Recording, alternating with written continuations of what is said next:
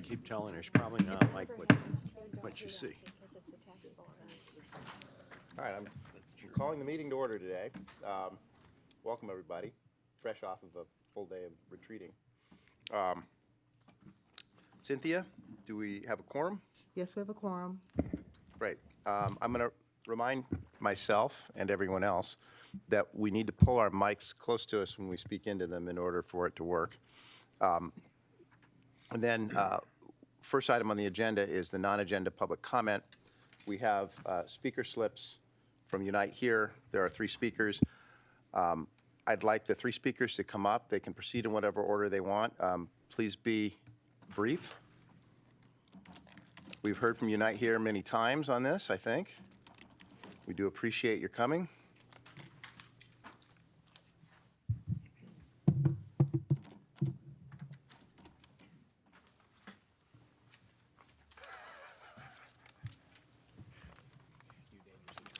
Is it Carolina Montufar? Yeah. First? And then we have Mitra Ellie. And we have Jordan Fine. Please go ahead. You have 3 minutes each. Hola, buenos días. Mi nombre es Carolina Montúfar y trabajo en el Hotel Pullman por 2 años de housekeeping. And I'm going to translate. It might take a little bit longer. Yo entiendo. My name's Carolina Montúfar. ¿Me lo entiendes? I've worked at the Pullman Hotel for 2 years as a housekeeper. I'm also, as a housekeeper. Estoy aquí con mi hermana Jennifer, que también trabaja en el Hotel Pullman, de buzzer en el restaurante. Me siento orgullosa de mi trabajo porque es un trabajo digno como cualquier otro. I'm also here with my sister Jennifer, who's a busser in the restaurant. I'm proud of the work I do because it's dignified just like any other job. Somos inmigrantes de Guatemala. Para mí fue un gran logro poder venir a este país. En mi lugar de origen no hay oportunidad de trabajo. We are both immigrants from Guatemala. For me, it was a great achievement to be able to come to this country. In my country of origin, there aren't opportunities for work. Estoy aquí porque fui víctima y salí huyendo de mi país, buscando asilo, seguridad y respeto, pero en mi trabajo no hay ninguno. I'm here because I was a victim and I fled my country looking for asylum, for security and respect. But in my job, there aren't any of those things. Y ahora el hotel se está vendiendo y mi trabajo está en riesgo. No voy a permitir que personas que no me conocen pongan en riesgo mi trabajo. And right now, the hotel is up for sale and my job is at risk. I'm not going to allow people who don't even know me to put my job at risk. Mi familia y yo vivimos al día, cheque por cheque. No nos podemos quedar sin trabajo. My family and I live paycheck to paycheck. We can't be without work. Hice grandes sacrificios para poder llegar a este país y tener el trabajo que tengo. I made large sacrifices to be able to get to this country and have the job that I do. Quiero que el hotel sepa que voy a hacer todo lo posible para no perder los sueños que quiero cumplir aquí en este país. I want the hotel to know that I'm going to do whatever it takes to not sacrifice the life that I have and the dreams that I've had in this country. Mis compañeros y yo estamos listos para empezar a comunicarnos con grupos que usan el hotel para que sepan la verdad. My coworkers and I are ready to start communicating with groups that use the hotel so that they know the truth. Yo no compraría una casa si tuviera que aguantar una disputa laboral con líneas de piquete afuera por horas y horas. I wouldn't buy a house if there were picket lines outside my door every morning for hours and hours. Yo no sé por qué un comprador compraría un hotel donde lo mismo está sucediendo. I don't know why a buyer would buy a hotel where the same thing is happening. Gracias, señora Montufar. Next.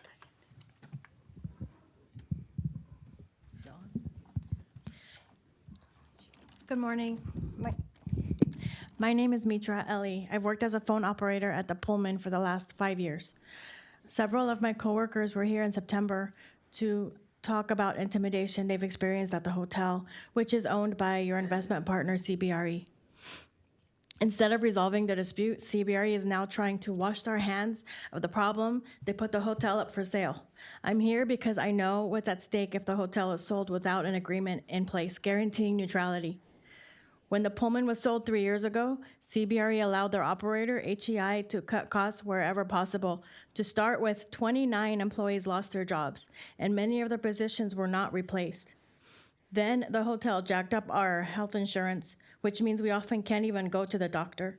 Then they replaced the direct hires with bottom-of-the-barrel temp agency.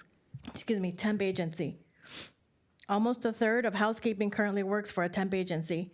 Now they're selling the hotel out from under us with no resolution of the labor dispute with HEI. CBRE let all of this happen on their watch. In fact, it seems like it's their business model. After talking with workers from the Irvine Marriott, which is also owned by CBRE Fund 7, along with Pullman, it's clear that they use the same playbook. We've all suffered as a result of CBRE's short-term scheme to cut costs, renovate, and then flip the property. We aren't going to make it easy for them to ignore the labor dispute. My coworkers and I are ready to communicate with the hotel's operator in the only language it seems to know, money. We have had picket lines at 7 a.m. in the morning, lasting for hours on end, and ready to start communicating with groups that use the hotel to let them know what's happening to us and that their event could be affected by the ongoing demonstrations at the hotel. I don't see how this labor dispute is good for anybody. It's bad for us as workers and bad for hotel investors. I'm here to ask that you stop the sale of Pullman until the labor dispute with HEI has been resolved. Thank you. Thank you, ma'am. Mr. Fine. Morning, my name is Jordan Fine with Unite Here Local 11 in Los Angeles and Arizona. As you know, Carolina, Mitra, and other Pullman workers have been attending SDCERS meetings for over a year telling you their stories. But unfortunately, as you've just heard, the situation has not improved. In fact, it's worsened. CBRE, as you've heard, recently announced it's put the hotel up for sale without resolving the labor dispute with its operator, HEI, at the Pullman, putting employees' jobs at risk. In response, the City Union Coalition, which includes the Municipal Employees Association, AFSCME Local 127, the San Diego Firefighters, and the San Diego Police Officers Association, has written a letter to the SDCERS board concluding that we urge SDCERS to call on CBRE to halt the sale of the Pullman until the labor dispute has been resolved, or require that any new owner and operator sign a labor peace agreement as a condition of the sale. I've provided the full letter to the board and to staff, along with a history of the labor dispute at the Pullman and a fact sheet outlining allegations of sexual harassment and forced arbitration agreements at CBRE Group. And like Mitra mentioned, we now know that the Pullman is not a special case. Indeed, workers at the Irvine Marriott experienced similar injustices. On November 7th, courageous women shared stories of sexual harassment and abuse for the first time. We want to make very clear that we will not tolerate any retaliation against Irvine Marriott workers, and we expect CBRE and all of its investors to hold Marriott accountable if the hotel retaliates against these brave workers. As you know, none of this is happening in a vacuum. The Irvine Marriott workers join their sisters and brothers at the Pullman who've been fighting for labor peace from CBRE's operator HEI for more than a year. Separately, thousands of Marriott workers are on strike throughout the country, including at the Westin Gaslamp Hotel in San Diego, just a few blocks away. The Pullman Hotel and Irvine Marriott are both owned by CBRE through Fund 7. Together, these two hotels account for more than 20% of the value of Fund 7, and both are currently being marketed for sale. So to be very clear, we believe that the common denominator at the Pullman and at the Irvine Marriott is CBRE's unwillingness to hold their operators to the standard that SDCERS expects. Indeed, CBRE seems like an obstacle to SDCERS' efforts to mitigate risk throughout its portfolio. There's only one way to overcome this problem, calling on CBRE to sign a labor peace agreement that applies to these investments to which SDCERS is exposed. And to reiterate, both the Irvine Marriott and Pullman are being marketed for sale. As we've highlighted in the labor peace report we've provided, we believe that it is not in the interest of limited partners to sell the Pullman or the Irvine Marriott when conditions like these prevail. We believe the same principles apply to both hotels. Thank you. Thank you, Mr. Fine. Thank you all. Appreciate your time. And I think we can all agree that the work that you do is dignified and important and appreciated. Next, we move to approval of consent agenda items A through D.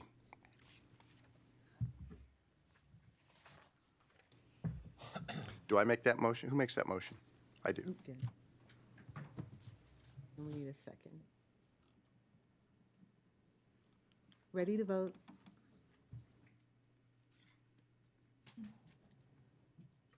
All votes are in. All right, those consent agenda items A through D have passed 13 to nothing. which moves us to the Audit Committee and Roberta Spoon. The, excuse me, the Audit Committee met on Wednesday of this week for the sole purpose of reviewing the draft CAFR, and which we did. So we will come back again in December to review the changes and accept the audit. And that's all I have to report. Terrific, thank you. Next, that moves us to business operations, the asset liability study overview. And I think I'm calling on Steve Voss and Phil Kravakis to come to the podium.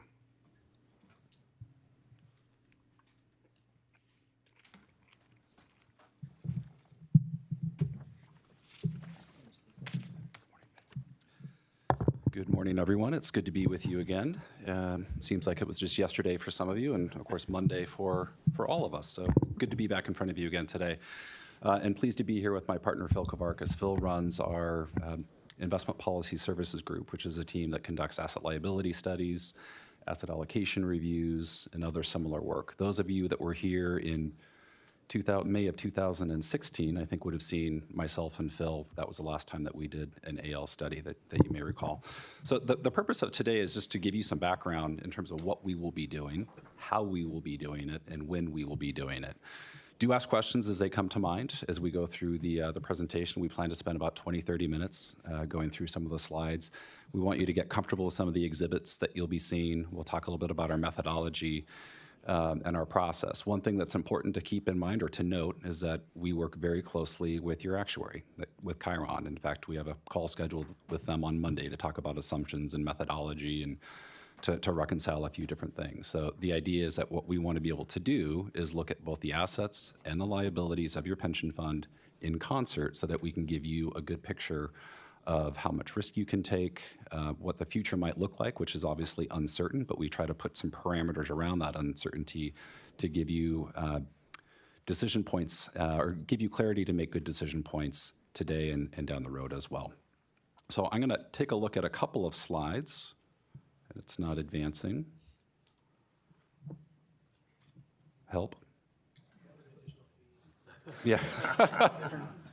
My abilities with anything IT related is very It's tab challenged. 7 in our books.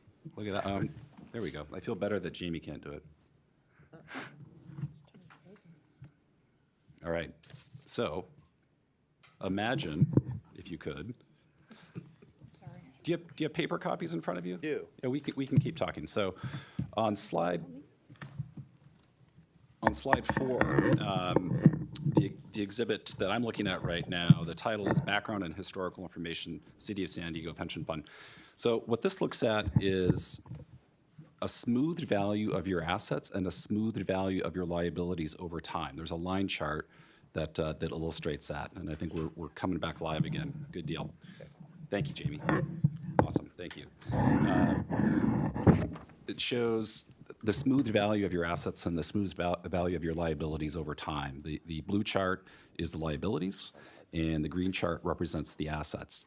We also plotted on this exhibit the returns for your fiscal years. That is the dark gray bar. You can see that in periods like 2010 and 11, there's a very strong return. You can see in 2016, there's a fairly modest return of about 1%. One of the questions that commonly comes up is reflecting back the last 7 or 8 years since the global financial crisis has been a particularly strong market. Why don't we see big jumps in the value of that green bar? Well, the answer is that they're smoothed. Recall that we spent some time talking with your actuary on Monday, that there's some of the embedded assumptions within your program is smoothing of assets and smoothing of liabilities over time, so you don't see these dramatic spikes and jumps. So even though the S&P 500 has been up 331% since the market low of March 9, 2009, that's embedded in here on a smoothed basis. That's why that green line, it's upward sloping, but it's fairly modestly upward sloping. We'll look at the ratio of those assets and those liabilities in just a few pages. Steve, is that also the reason why the green line didn't drop as far as it should have in 2009? Absolutely. Yeah, very good point. So you can see that terrible dark bar in 2009, and the font's too small for me to see the return, but a significant negative return. Negative 19.20. Your eyes are better than mine. Thank you. I'm working off the hard copy, which is better. Yes. So, and you can see that the green line isn't nearly as sharp and then rebounds from there. But it's important to keep in mind that smoothing methodology, and that's what helps your actuary create a more predictable schedule that you could then work with the city to come up with contributions and funding plans. All right. One thing to also keep in mind, we're keenly aware of that there are 3 underlying pension plans. It's not just one plan. We combined your assets for economies of scale purposes, and historically it has made sense to do so. One of the things that we'll look at is the 3 distinct plans. We will run an asset liability on each of the 3 distinct plans and looking at the cash flow characteristics, the funded status, and the required returns needed for each of the 3. And we'll be answering the question, does it still make sense to commingle the assets? We spent a little bit of time on that on Monday looking at the Regional Airport Authority that is much more highly funded compared to the other plans. It's at roughly 91%. But as Phil will talk about next, there's a need to have a higher rate of return for that plan, and that is historically why we've commingled these plans. You want to take it from there? Fantastic, I will. Hello, everyone. So starting then on the current state asset liability profile, if you look at the total, you can see the market value of assets just north of $7.5 billion. By the way, these numbers are as of June 30 of 2017. This is the last available actuarial report. We'll talk on Monday with the actuary, and if there are updated numbers, we'll be sure to use those. But latest and greatest, $7.5 billion of assets, and you can see the liabilities in total just north of $10 billion. Okay, 10.287 billion. Funded ratio, 73.68% in total. And now you see the actuarial value of assets, which is the smooth value, similar, 7.37 billion. So similar, slightly different. Funded ratio there, 71%. But the more economic funded ratio is that market value basis, 73.68% in total. You can see that's largely driven by the City of San Diego plan of the 3. That has just north of $7 billion of assets and $9.5 billion of liabilities. The Unified Port District and Regional Airport Authority have smaller dollars on a relative basis. You'll notice the Regional Airport Authority has a higher funded ratio, 91%, but as Steve just mentioned, 91% funded ratio. However, the liability growth rate of 10.5% is the highest of the bunch. Interestingly, if we look at the asset hurdle rate, now the asset hurdle rate is a measure of how fast the assets have to grow to keep pace with the liabilities growth. In total, your liabilities are growing at 7.92% per year. Now that's predominantly the interest rate, 6.75%, which by the way is the number that was used in the last valuation. We know that number is dropped to 6.5 going forward. But 6.75% actuarial interest rate, 7.92% liability rate of growth. But because the plan is underfunded, the assets have to work even harder just to keep pace with the liability growth, right? So the assets have to grow at 10.75% just to keep pace. Now, the question will be, well, how much of that 10.75% do you want to come from investment performance versus funding into the program? And we'll study that as part of the forthcoming analysis. Interestingly, if you look across the page, the liability growth rates do look a bit different, right? City of San Diego has a lower growth rate than the Airport Authority, but those hurdle rates are pretty similar. Pretty similar. So in terms of your asset hurdle rate paradigm, more uniform than you might initially think. Does the setting of the actuarial assumed rate of return establish the ratio of that asset hurdle rate that you expect to have coming from your portfolio of investments? And then the difference would be what would have to be contributed by the plan sponsors and members? Yes. That's generally it. But it does. So the calculus will be slightly different when we drop that to 6.5%. But the general framework will be largely similar to what you see on the page. Other questions? Yeah, I have a question just to try to understand this asset hurdle rate. So if we were 100% funded, we had zero unfunded liability, and the liability growth rate is 7.86, would our asset hurdle rate be 7.86? Yes. So in a way, this is the handicap that we suffer from because of the 29% unfunded liability. Is that correct? Yes, yes, because it's underfunded, the hurdle rate would be higher. If you were overfunded, the converse would be true. But your point is correct. If you were 100% funded, the liability growth rate and the asset hurdle rate would be identical. Thank you. Bobby? What causes the difference between the airport authority liability growth rate and the other two? I mean, why is that growing at a faster rate? Is it due to the mix of the participants? Is Yes. it? Yeah. It is. It's a younger plan. Generally speaking, it's less mature, and so the rate of what we'd call normal cost, which is the cost of benefits that accrue to your people every year, as a rate, that's higher in the regional airport authority plan than it is in the city of San Diego plan because it's a younger group, and there's more people earning benefits in that plan on a relative basis. You bet. Please.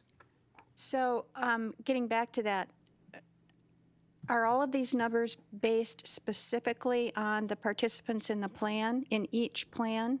So you have a database with everybody's names and birth dates and marital status, and Yes. all of that? So yes, the actuary has a database of all of that information, and they provide to us their liability profile. And so our starting point for the analysis is going to be the collection of that liability profile, which has, exactly as you described, all of the information based on all of the individuals, their birth dates, their benefit values, et cetera. And that's what all of these are based on. They're not based on industry trends or national data. It's your live liability data directly from the actuary. Thank you. Your specifics, yes. I had a question. So when you look at the unfunded liability at $2.5 billion roughly, there's an implied interest rate in there, I assume, and yet it's very difficult to see. It's not transparent. We can't see what's being charged from an interest point of view. How does that calculate into your calculation here? Can you explain how that's done? Sure, absolutely. So I'll use the 2017 numbers that we have on the page, knowing that it'll be a little bit different for 2018. But for 2017, you can see the actuarial assumed rate of return, 6.75%. That's the value that's used for present value discounting of the liabilities. And so the 10.287 billion of liability is determined using a present value factor of the 6.75%. So the asset value of 7.5% is compared to the 10.287 billion of liabilities to determine the funded ratio of 73%. If that actuarial assumed rate of return were different, the determination of the liability would be different and the shortfall would be different. So for example, if you were to move from 6.75% to 6.5%, as we know is happening for 2018, the present value factor dropping would actually mean the present value of the liability would increase a bit. So that number might be a little bit higher and the shortfall might grow as a result. And that explains why when we lower the discount rate, we increase the unfunded liability. That's right. That's right. And then that underfunding has to be amortized away. The shortfall has to be amortized away over the next 15 to 30 years. I think we're set at 30, but we're going to talk about changing that to 20. Right. Other questions on this slide? Okay. Fantastic. Now that slide's important, right? Because that's the starting point of all of this analysis. So we have to get that right, and we have to understand the nature of the plan as it sits today before we understand how to project it forward. So that's really the key starting point to the entire analysis. Thank you for the questions.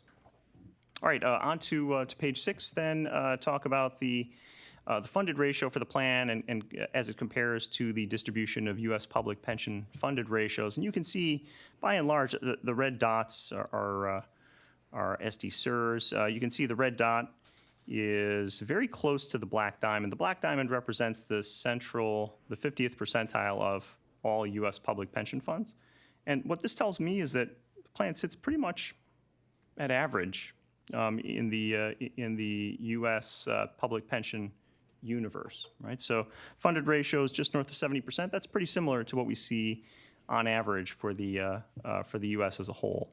So I've got a question on that. So do you believe that 70% is an adequate funding ratio in general? I mean, it looks like all the pension plans are roughly 70% if you lump them as a group. Should that be higher or lower? What's your opinion of that? So you're, speaking as an actuary, you want that to be somewhere close to 100 over time. The point of the purpose of pension assets is to pay out the obligation over time, and you want to have sufficient assets to pay out your obligations over time. Now, does it have to be exactly 100% at all times? Not necessarily, right? But you certainly want to be moving in that direction. The actuarial funding rules will force the issue. So, for example, if you're 70% funded today, your actuarial funding calculations will generally take you from 70-ish% funded to 100-ish% funded over the next 15 or so years. So you would expect that this number would trend higher over time, and we'll study that with the asset liability study. We'll study the projected trend line of funded ratios and see what happens in the expected case and the best case and the worst case to see how the trajectory of your funded ratio improves over time. Our plan's a little different in that we're a closed plan. Essentially, we're not totally closed. But so that means we need to get there sooner because the liabilities are going to keep going up and there won't be as much money coming in. Yes, and that'll be factored into the analysis. The maturity of the plan, it is more mature than most, and we have some statistics in here to demonstrate exactly that. But we would expect, based on our last analysis, which we ran in 2016, we saw funded ratios in the expected case get to about 115 years out. So that's, without having run a new analysis and just relying on that old analysis for a moment, we would expect something similar this time around. George is in the queue. Yeah, I have two follow-up questions. The first is, let me just understand what you're saying about how long it would take to get to 100% funded. So for a typical public plan, let's say that's at 70%, what are you seeing in terms of the plan's dedication or the plan's expectation in number of years to get to 100% funded? Are they setting goals in your experience? And if so, how long, what's the time horizon of that they're setting to get 100% funded? You want to comment first? Sure. Yeah. So it varies. I've seen ranges of 15 to 30 years commonly. Mm-hmm. So there are some that have had somewhat dire situations that had temporary acceleration of that, if you will. So imagine a 5-year acceleration to get from let's say a 50% funded ratio to a 70% funded ratio. So an acceleration out of what might be considered more concerning situation. But generally speaking, 15 to 30 years is fairly common. I think some of the data that your actuary showed you on Monday suggested the same. 20 and 30 years is very common in the state of California and fairly common outside of the state of California as well. I did want to comment quickly on, Bill, the comment that you made about our view on that 70% funded ratio and where you are relative to peers. As we talked about previously, that number in and of itself is a point-in-time number. It isn't necessarily all that important. It's what is expected to happen over time. And this is what we'll spend a lot of time trying to model to show you the pace or the rate of change of that funded status that takes you to 100%. That's what's most important. And we'll show you some exhibits a little bit later.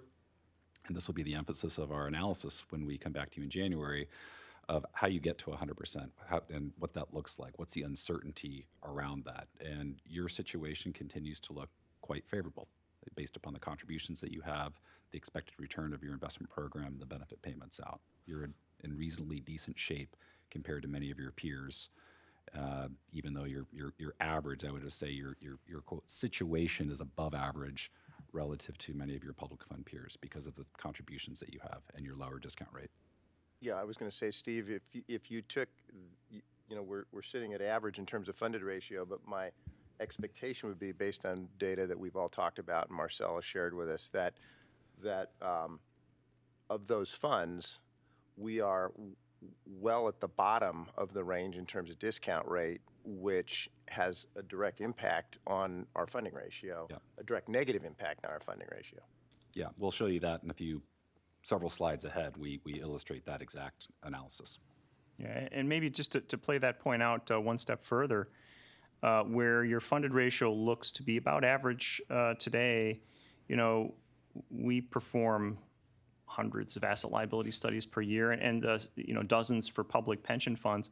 Generally speaking, the average time to full funding is in the 20 to 30 year range. The last time we did your study, it was more like 15 years. So in other words, you're projected to get there faster. And it's because of the diligent funding program that you have here. So kudos to you for that. And we'll see what comes out of this study, but I imagine it would be similar.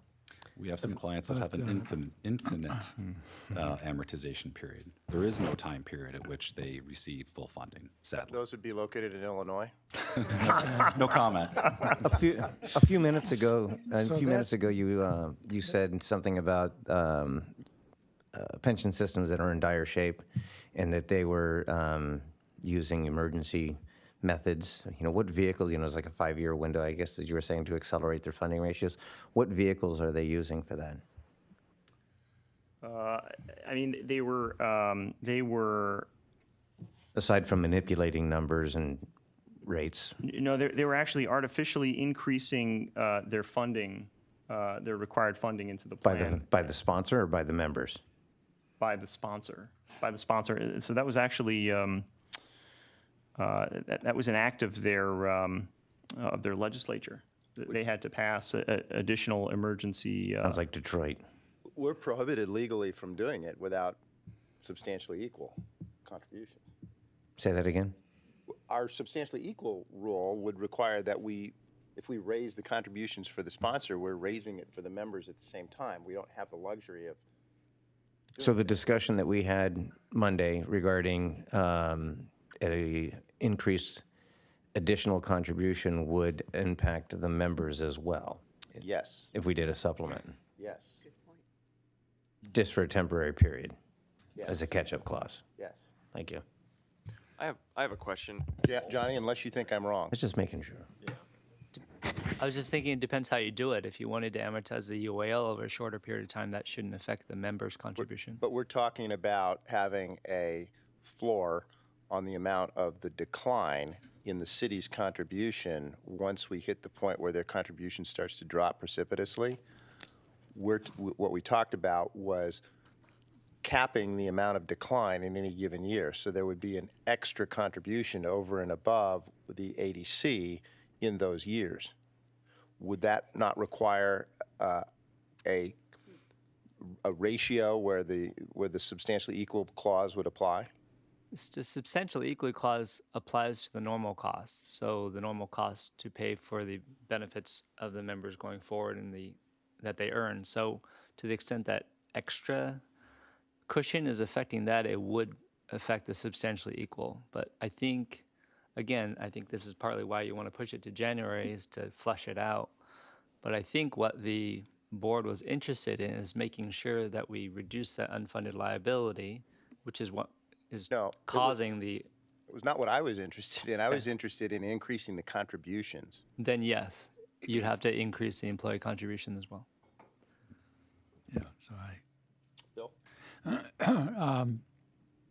So we have 20 amortization schedules.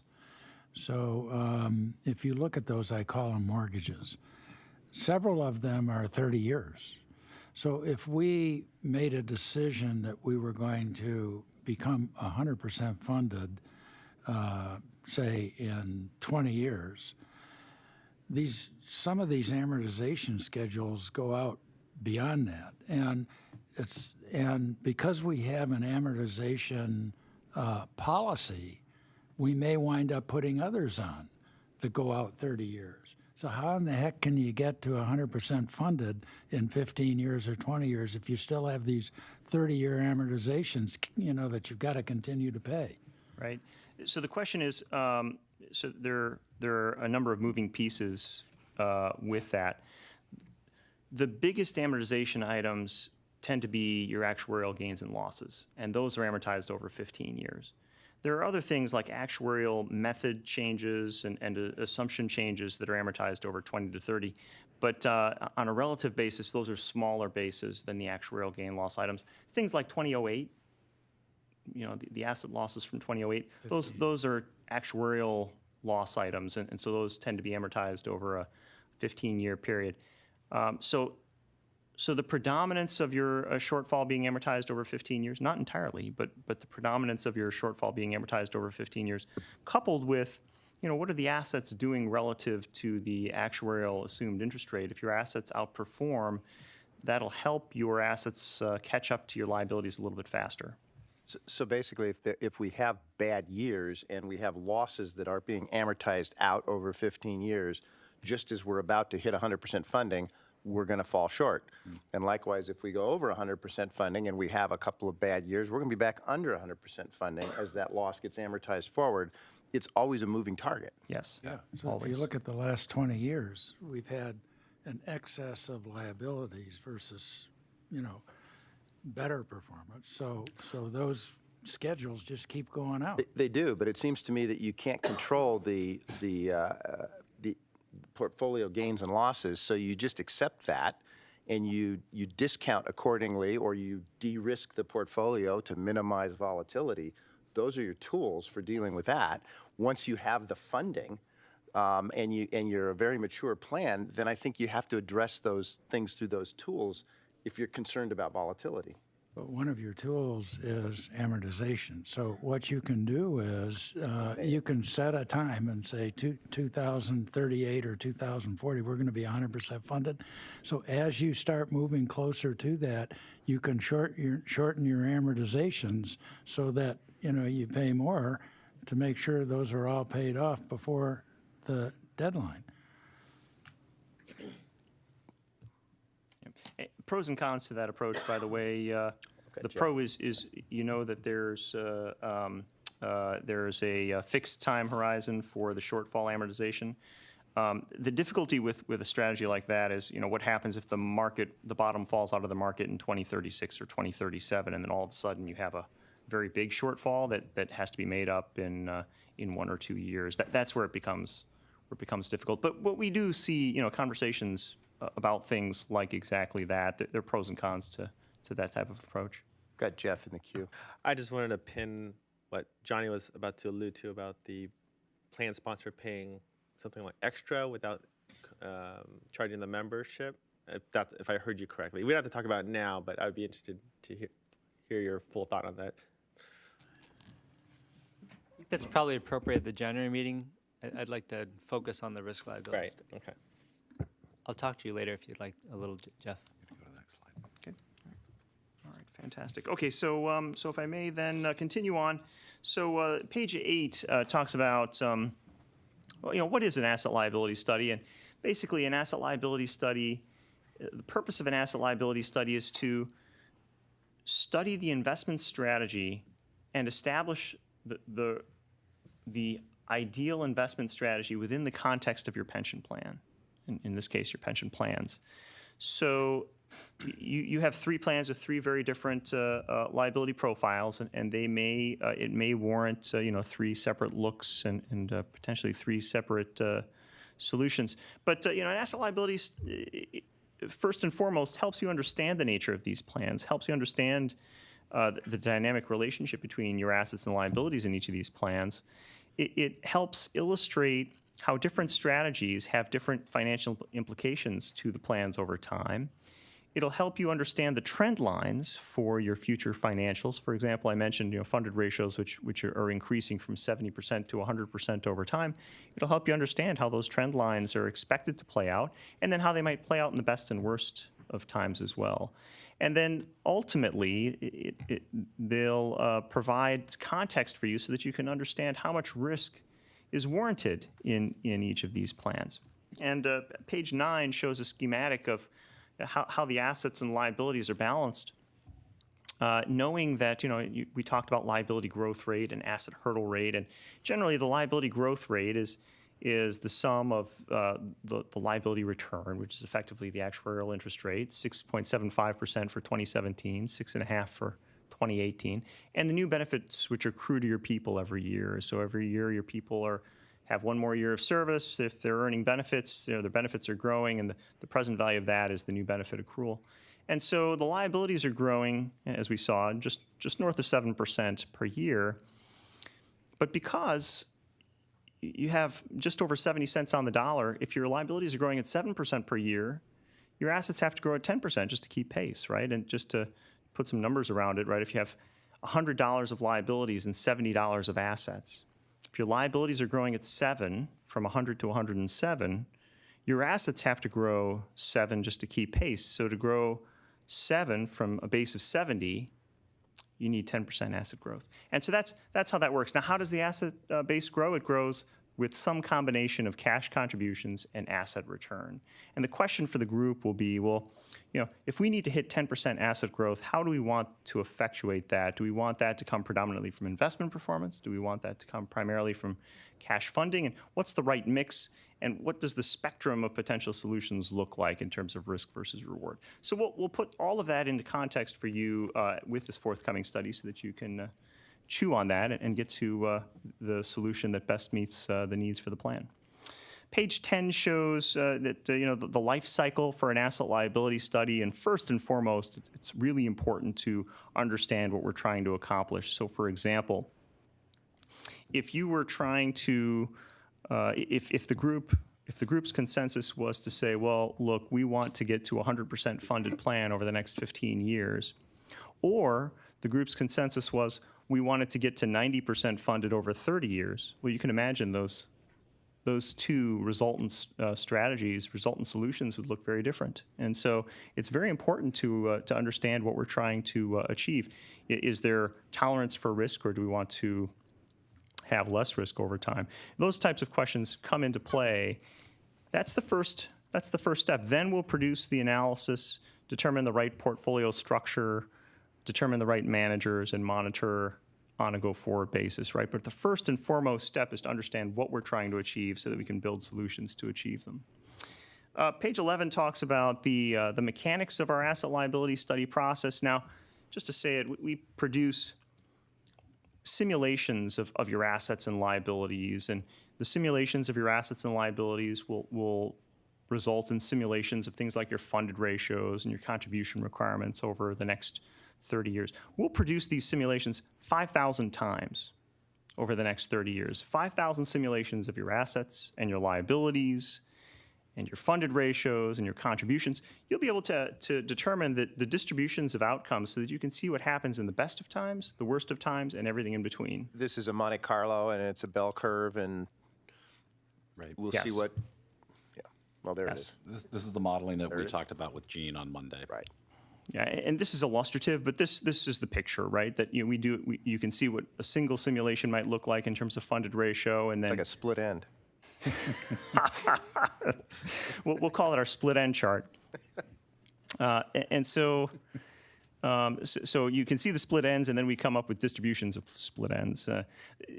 Importantly, you can see the black dotted line. That's the central trajectory of funded ratio. This is illustrative, right? This isn't your plans, but nonetheless, you can see how you might study the trajectory of the expected funded ratio over time, and also how you can see and understand the best of times and the worst of times. That the bottom line represents the worst case scenario, the dark green line represents the best case scenario, and everything in between. So you can really understand the nature of the distribution of potential outcomes with strategy A versus strategy B versus strategy C.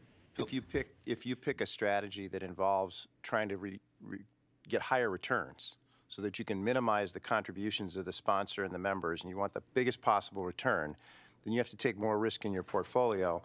And you're talking about a wider variation.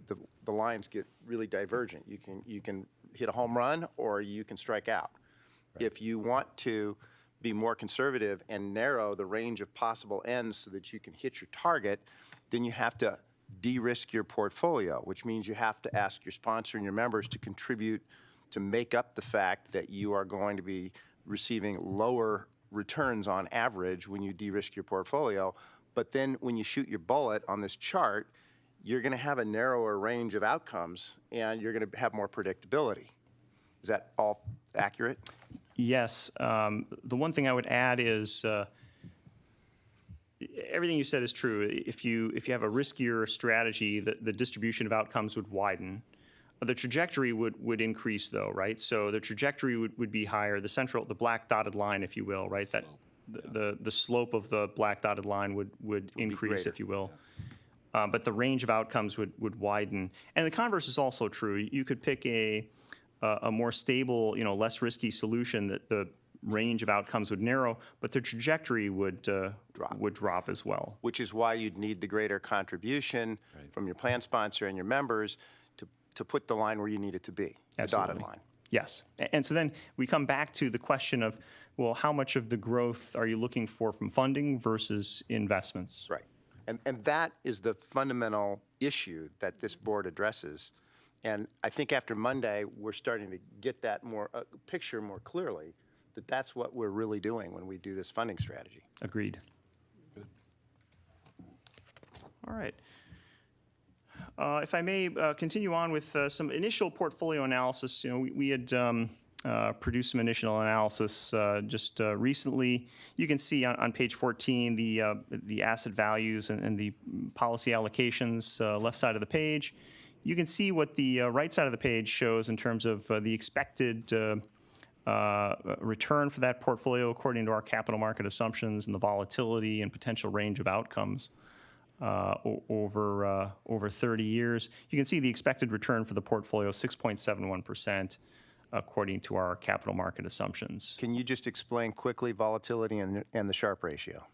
Yeah, so volatility is a one standard deviation event of that expected return. So if we're saying a 6.71% expected return, that's our central expectation. That's the black dotted line. That's yes, and that's the black dot in this picture. And a one standard deviation event is basically saying, okay, well, 6.71% is my central expectation, but it's not a certainty. And so what we do know is the return expectation is 6.71% plus or minus 11.76%. 95% of the time. That would be 83% of the time. Okay. Yes. And so, I'm sorry, 2/3 of the time. So the range of outcomes would be the 17th percentile to the 83rd percentile. And two standard deviations would be the 95th percentile. And so that's the range of outcomes, right? It's uncertain, right? But this is our best guess is the 6.71 with a range of potential outcomes. And what you see here is in terms of percentiles, the 5th percentile, 3.26%, the 95th percentile, 10.27%. These are cumulative measures, over the 30-year period. And Sharpe ratio? Sharpe ratio is effectively a measure of the risk versus reward. So it's a measure of the expected. It's a measure of the return over the risk-free rate of return. Oh, I see. Per unit of volatility. So 6.71% minus the risk-free rate. What's the riskless return of Treasury? Think of Treasury bond portfolio. So 6.71% minus, 2-something% divided by 11% is your Sharpe ratio. And that's the return per unit of risk.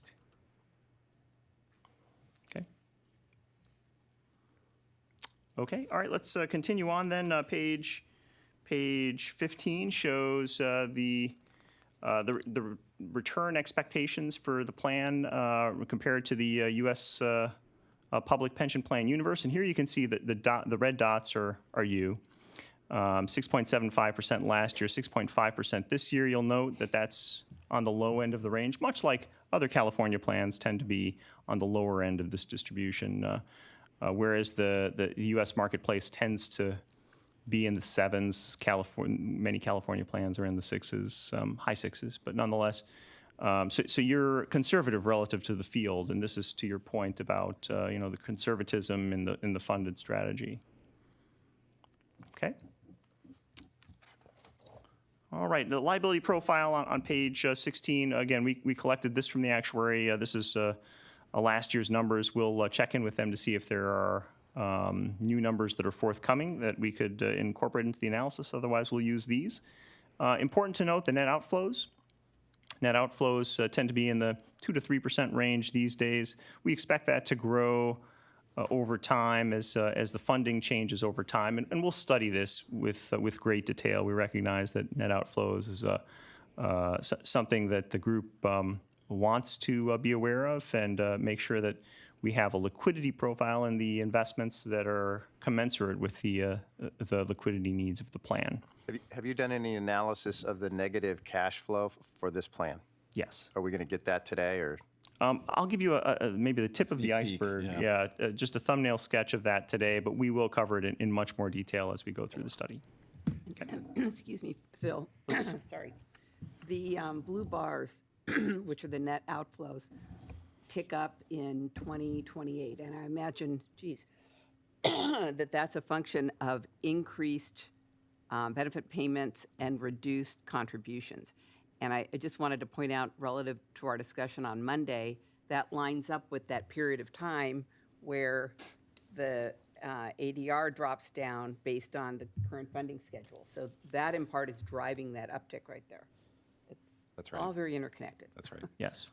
Yes, and by the way, these numbers were collected directly from your actuary, but agree. I think what I heard you say is it seems to dovetail with our thinking on Monday as to maybe this is another rationale to have the floor pick up at the time when these liabilities take a jump. Yeah. I'm following you. Thank you. All right. Page 17, which talks about the liability profile and the contribution policy, which implicates the liquidity profile. We talked about the liability profile. It's a closed plan, or somewhat closed plan, and that will mature over time. We're expecting it to grow until 2040. Contribution policy, which is diligent. It's primarily amortizing away your shortfall over 15 to 30-year period, but most of that over a 15-year period. And then the liquidity profile, which needs to incorporate how much money is coming in, how much money is going out, and you need to consider how much liquidity you need in your portfolio. Now, the push and pull is this. Anytime we talk about building a better portfolio, oftentimes we'll talk about diversifying a portfolio. When we talk about diversifying a portfolio, it happens largely with illiquid assets. And so you want to make sure that you're pushing towards diversification prudently without overextending into a predominantly illiquid portfolio. This is what we'll stress test as we work through the analysis. I mentioned a thumbnail sketch, and that's shown on page 18. And so what we did, and this is from earlier this year, so these numbers are a bit stale, but nonetheless, I think they illustrate the point. We studied what happens to the assets over the next 10 years in the base case recession scenario, and then black skies, which is a 99th percentile bad outcome. And then I'm going to append this analysis with one additional analysis, which I'll share with you in just a moment. So what we did is okay, what happens in the base case? Everything goes as expected over the next 10 years. Asset values shown on the left side of the page, percentages of asset allocation on the right side of the page. And the illiquids, those tend to be the orange and the dark blue areas. And it's smooth sailing, everything grows as expected. Everything is peachy. You can see that in terms of asset value growth on the left and asset allocation percentages on the right. Everything smooth. In the recession scenario, and think of this as a 90th percentile bad outcome over the next 3 years primarily, you can see that asset values dip. And asset allocation percentages, you'll notice they start to skew slightly towards illiquid assets, but still manageable, right? This is entirely within the policy. It's the black sky scenario that's most concerning. Again, this is a 99th percentile outcome, a very bad outcome. Think 2008. And you can see asset values dropping over the 3-year period before kind of stabilizing and slightly recovering. You can see what happens to the asset allocation. It starts to skew towards illiquids such that, if you started at a 30% illiquid clip, you might be at 40% illiquids 3 years out. Now, that's higher than maybe what you'd desire, but again, nothing that you couldn't withstand. Now, the feedback came back that, okay, well, this is a study of the first 10 years, and perhaps our area of concern isn't so much the first 10 years, but rather the 10 years after that. And so what we did was append the analysis with a study of the black sky scenario in the second 10-year period, right, the second decade from now. And what you see is a bit more exacerbation of the issue. You can see that asset value, so we played out the assets over the first 10 years and then hit the assets with a delayed black sky scenario, if you will. What happens to the liquidity profile in that case? You can see the asset allocations start to skew a bit more in the direction of illiquids. Again, nothing that isn't manageable. It won't bring the plan down, if you will, but however, it's something to be to note, to be aware of as you're building the liquidity profile of the plan. The good news is this: you have time between here and there, right? We're looking at years, 2028 through 2038? We have time in terms of building of the liquidity profile between now and then to manage the liquidity of the plan over time. So this is something I think is noteworthy. It's something to keep in mind as you're building your liquidity profile.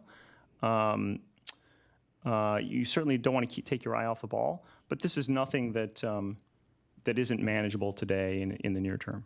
Right, and this takes into consideration cash flows as well. It's not just the balance of the assets and how the assets would perform in different economic environments in the future. This takes into consideration your actual planned benefit payments and planned contributions over these time periods. If we wanted to move toward more liquidity over time, over the next 10 years before we get to 2028 and continue moving toward more liquidity, is that likely to have an impact on our rate of return and our discount rate? It would. You likely it would. You What would that likely be? lower your expected return because we would be taking assets out of things like private equity, infrastructure, and real estate, which have higher expected returns, generally speaking, than stocks and bonds, conventional stocks and bonds. And a consequence of doing that and creating more liquidity so we don't have negative cash flow issues, I presume, is not merely lowering the discount rate, but having an adverse impact on the funding ratio,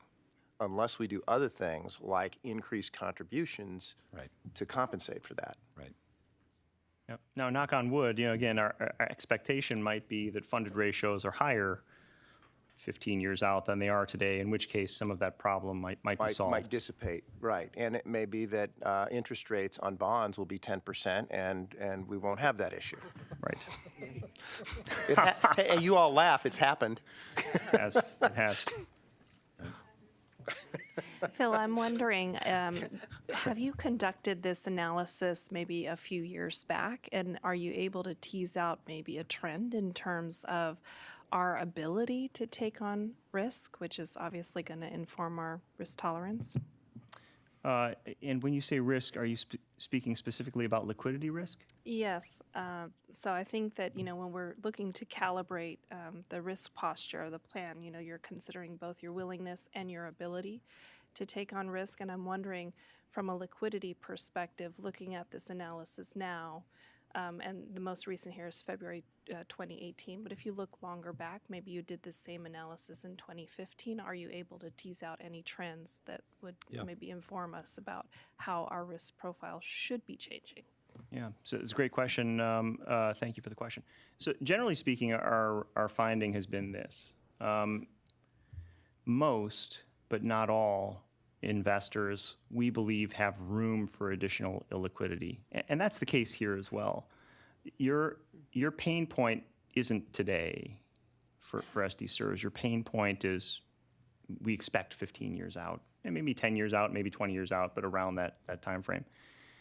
So generally speaking, more room for illiquidity premium capture today. And that's the case for most, but not all, right? There are plans that are worse funded than this one that can't afford to take more illiquidity premium. In fact, have to start getting to a more liquid position. But that's not the case here. Generally speaking, for most public plan investors, there's additional room for illiquidity. We believe that's the case here. However, it probably won't be the case here forever, so we need to keep our eye on it. And I think that's something that we'll have to study over time. But we'll study this. These are somewhat stale numbers at this point. We'll study it as part of the new analysis, and we'll come back with fresher numbers. Yeah, I would add that the analysis indicates that you can, but it doesn't mean that you need to, right? Your expected return is 6.5%, so we don't need 30% in private equity and 20% in real estate to achieve a 6.5% expected rate of return. You have the wherewithal to withstand the illiquidity, but you don't have the need from an expected return standpoint at present. I want to make sure that I'm understanding this, because if you're not really cued into what's being said, sometimes it seems like we're speaking out of both sides of our mouth in this issue. So I want to just make sure I understand it. If we have a discount rate of 6.5%, but we're 70 some odd percent funded, we have to earn 10% to essentially keep pace. So if we set that discount rate at 6.5% and we happen to have an actual market return of 6.5%, we are still technically losing ground towards our goal, or we're not gaining ground, or we're not making up that illiquidity funding, or that differential between the assets and the liabilities. Depends on the contributions. No, I'm saying not counting the contributions, right? So then the option is we either have to increase contributions, or we have to do better than our discount rate. Whether that means you guys do a phenomenal job and outperform our discount rate, or whether we have to lower our discount rate so that we can meet your expectations of what you can do for us in the market. Is that kind of, am I understanding that correctly? That's fair. And so when we say things like we don't really have an issue today, or it's out 15 years or 20 years from now, I'm not sure that I'm following that piece, because if we stay with the status quo and we do not meet our expectations, and we do not increase funding, we are going to have a problem in 15 years. And so, but if we beat our expectations, or if we increase funding, then we're going to be fine 15 years from now. Do I understand that? So the expected case is, by the way, just a point of clarification, the 10% asset hurdle rate is inclusive of both investment performance and funding, right? So 6.5% comes from the investments from the markets, and then 3.5% comes from your funding, effectively. The actuarial rules are going to take the funding higher over time, over the next 15 years, and then that'll drop down in the expected case. And so, so in the expected case, everything should play out. Everything should play out such that we will expect you to get to around 100% around 15 years from now. That's the expected case. Want to go here? Sure. What page is that? We're going to go forward to slide 30, which illustrates what Bill's talking about. All right. So yeah, this is the funded ratio. This is from the May 2016 Yeah, this is analysis. old numbers, but nonetheless, funded ratios projected over the next 30 years. And I'm going to focus on the third graph, which is your current policy, and this is again from the 2016 study. This is a projection of funded ratios. The black dotted line represents the central expectation of funded ratio projection. So if everything kind of goes as expected, what happens? And you can see that it starts life, mid 70s percent funded, and you can see that about 15 years out, you cross the 100% line. So if everything goes as expected, we believe your funded ratio is going to increase from 75-ish% to 100% in the plan. Now, that's the expected case. In a pessimistic case, which I think is what you were describing, what happens if you don't have investment performance which meets? Then I think let's look at the light blue line, which is your average pessimistic case. Funded ratios are trudging along horizontally at around 75%, 30 years. And so that's the risk that we run. And then the worst case scenario is the dark blue line, which is a 5th percentile scenario, where you can see funded ratios trudging along at around 50%. That's the real danger zone, right? Because if you're at 50% funded, you have considerable risk of liquidity, considerable risk of having funded ratios fall to a point that's not sustainable. So I think those are the areas of concern. But if things go as expected, really no problem. It's really the light blue and the dark blue scenarios that you have to be more cautious about your investments and your liquidity profile. All of these hold contributions constant. Yes, according to the existing policy in place, your existing funding policy in place. So if you were to adopt a 70% return seeking instead of a current 78% return seeking, and I would think you would do that in combination with increasing contributions, and you'd take that spider and tilt it in the real case. You Yes. wouldn't That just option's available, de-risk yeah, and not make it up. Yes, that's right. And in fact, so interestingly, exactly along the lines of what we were talking about previously, right? You can go to the left of the third graph to the second graph or the first graph. The first graph shows it nicely, right? If you were to move from your current 78% return-seeking portfolio strategy to a 60% return-seeking portfolio strategy, you'll notice the trajectory of your funded ratio trend line it's south of where you are with your current strategy, right? It almost gets to 100% 30 years out with less risk. The worst case scenario is a little bit better. And actually on the previous page, if I may go to page 29, we also dynamically considered the funding. And you can see what happens with the funding. And this is from the 2016 study, but you'll see, I'm just going to look at the black dotted line with the third graph. Black dotted line shows funding increasing ever so slightly, but roughly flat, let's say, over the first half of the projection period before dropping off a cliff, right? And it drops off the cliff once that shortfall is fully amortized, and then is considerably lower at that point. You can see, by the way, compare the current policy to the 60% return-seeking policy, where the trajectory of contributions into the plan is higher, right? So this shows not only are your contributions higher with a 60% return-seeking portfolio strategy, but the trajectory of funded ratio improvement is lower, right? So it's higher cost and lower funded ratio outcomes. Phil, could you also talk about the status of the plan being open or closed and what impact that would be expected to have on risk tolerance? Absolutely. So two things I'll address related to that. The first is, if the plan is closed, if the plan's open, generally speaking, that means a lot of people are in the plan and earning benefits. And generally what that means is liability growth rates are higher. And when the plan becomes closed, those liability growth rates start to taper. And when the liability growth rates start to taper, the asset hurdle rates also start to taper. And so there's an implication when you close the plan, your liabilities growth rate is dropping over time. So too might the time horizon, and so too might the risk tolerance of the plan. So those are the types of things that we'll study. We actually have studied benchmarked the maturity of your plan relative to kind of the U.S. pension universe, and we find that your plan is generally more mature than most. And so that tells me the time horizon is shorter, tells me the liability growth rate is going to be a little bit lower, and the asset hurdle rate would be a little bit lower, all else equal.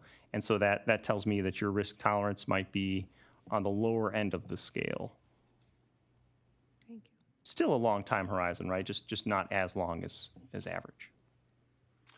If we set an investment allocation that is aggressive compared to our selected discount rate, so we, let's say, go to a 90% return-seeking investment portfolio while we've got a 6.5% discount rate, we're, in essence, taking more risk, but with the hope that we are going to achieve more of that 10% hurdle with asset growth, right, and lighten the burden on the plan sponsors and members, reduce their contributions, get more of it out of our portfolio. But we also broaden the potential results and create the risk that we are going to fail and have to go back and actually get more from the sponsors and members. That's right. That's right. And this picture on page 30 shows it. If you were to use a 90% return-seeking portfolio, look at the trajectory of the funded ratio growth in this example where, it ends north of 150% funded. So you probably, if you were to use, let's say you were to use a 90% return-seeking portfolio strategy, you're probably not using it the entire time exactly. So at some point, so then what you might be doing is saying, well, look, maybe what I'd like to do is accelerate the timeline to get back to 100% funded. And so if that's, let's say that was your argument, okay, maybe you'll take more risk for now and take less risk later.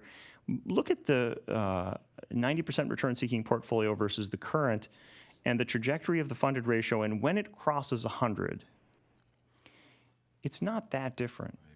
Maybe you cross 100 in 10 years instead of 15, and even that, I'm not sure it's even fully a 5-year acceleration of getting back to a fully funded state. So in other words, you're taking a lot of risk For not a lot of bang for your buck. Right. In particular, where we are in the cycle, right? But the way we've always done it is we've set the discount rate very close to the expected rate of return on the asset allocation that we previously selected, so they coalesce. Are there funds that don't do that choose to do it differently? I mean, I know there are ones that choose to have a higher discount rate than is justified by their returns. Do any funds do it the other way around, intentionally? Sure. Are there funds that have high discount rates and low expected returns? Yes.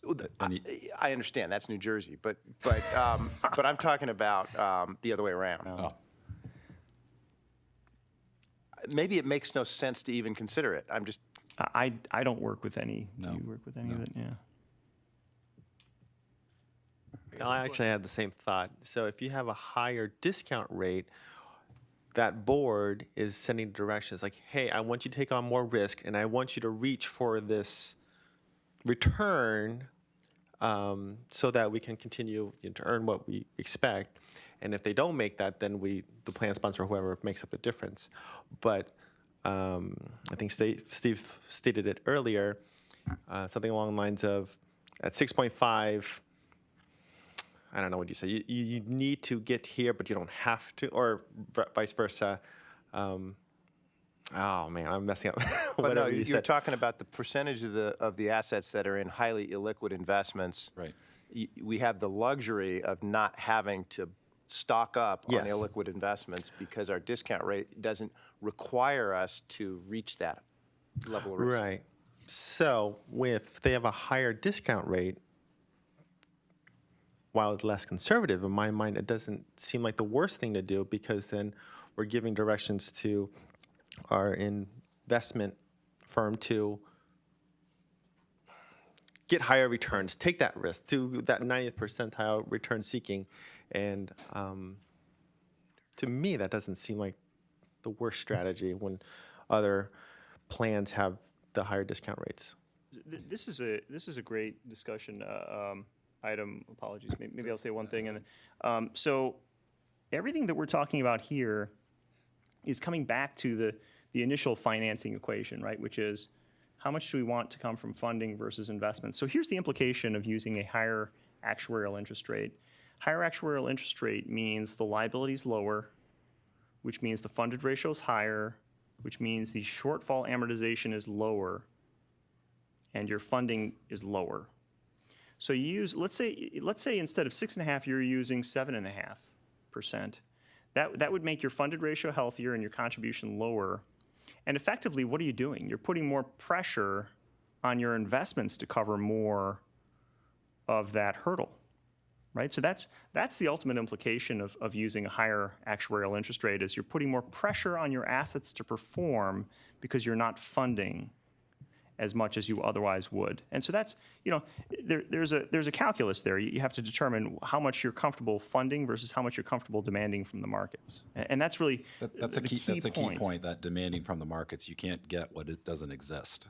Well, right? and the reason why we've moved from 8 down to 6.5 is because the advice from our consultants has been that 8% and 9% return that used to be available in the market at a reasonable amount of risk is no longer available. Not in this environment. It Well, may not be for many, also, many if you years. look at the last 10 years, Jeff, it's 6.5%. I mean, how far back do you want to go? But To get those high returns, you got to go back beyond 10 years to find a market where that was sustainable. And so the problem is what you'd create by doing that is 2008 and run by the sea all over again. We wouldn't make it, and we would get into trouble. So what happens if we do not meet, for 1 year, we do not meet that discount rate return? And that gap, is that? That gap gets spread out, right now, that gap gets spread out over 30 years. 15 years, because it's a market loss, it's not a plan change. So that gets spread out over 15 years. It's a mortgage. We pay it off over time, So it's hoping to added get to the better returns in unfunded future years. actual liability, the UAL? It does add, yes, it does. It goes directly to But it. it doesn't all go in there because it gets smoothed. So, some portion of the Gets added in shortfall. over 4 years, Yeah, averaged well, out with maybe, other. yeah. just creates another mortgage. The So does if plan, we create have another the mortgage. 20 city in of this them, case doesn't make up the difference because they can't take we have some sort of policy, we can't take a loss or a hit. I think it's for the a year? airport that does make up the difference. The airport makes up the difference. The other plan sponsors do not. Well, and effectively, what happens is you do make up the difference over the next 15 years. You make it up over time. But you're not forced to plug that hole instantaneously, right? You're allowed to smooth back with the mortgage, the 15-year mortgage in this example, 15-year mortgage back to whole, but it doesn't have to happen immediately. And in the airport plan, if they fall below their threshold, then they'll make that up in that year. Yeah, and Just the airports, the other plans do not. And it requires that they, I think, is it fall below 90%? they have a board policy. When they fall below 90% funded, so it doesn't mean that it's dollar for dollar, but then they make it up to make sure they're at 90. And the problem is, if you take this 15-year loss that you had, you smooth it out over 15 years, 2 years later you have another one, and you smooth it out, and 4 years later you have another one, Well, and you it can smooth also it, go and the next other thing way, you know, too. You're kicking the can That's down right. the road, Yeah. and it never gets paid off. Unless we have a good market, which never happens. But that's why it's important to pick a discount rate or an assumed rate of return that is reasonable to expect to achieve, so that over time, the mortgage isn't always growing, it's averaging out over time. That's why 6.5% is the number we're using. Exactly.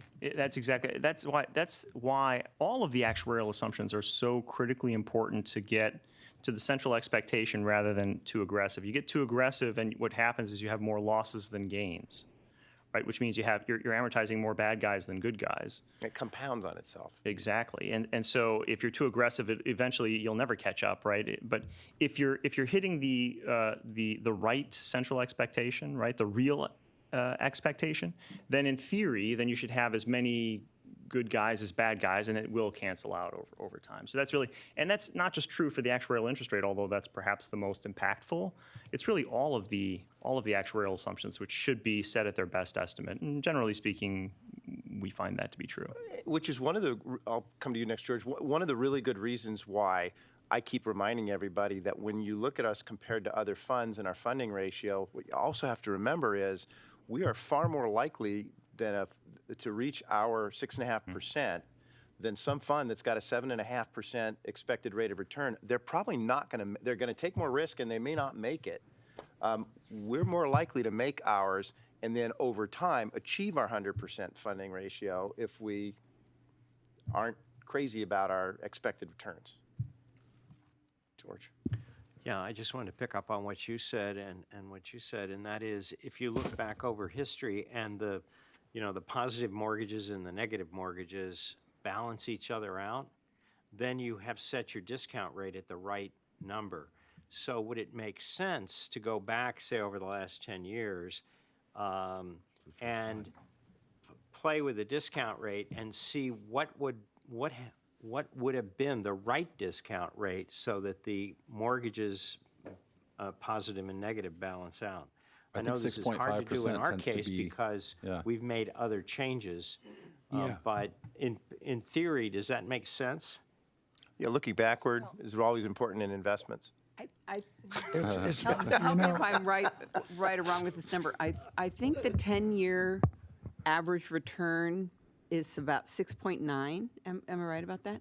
So at 6.5 today, we're pretty close. But the problem is during that 10 years, we started out at 8 and 7.5. So most of that 10 years, our discount rate was way above what turned out to be the average return. So we have negative mortgages. But, you know, George, part of the problem I've got is that over a third, almost 35% of our mortgages are 30-year amortizations, and they're not experience changes, they're assumption changes and method changes. And so, you know, those things are taking forever to get paid off. And we're the only plan in the whole system that's got 30-year amortizations. I We think need we're to going move those to. down. I think we're going to revisit that in January. I got the sense in the last meeting that there was an appetite to shorten some of those mortgages. I do have one question, Val. Going for in the future.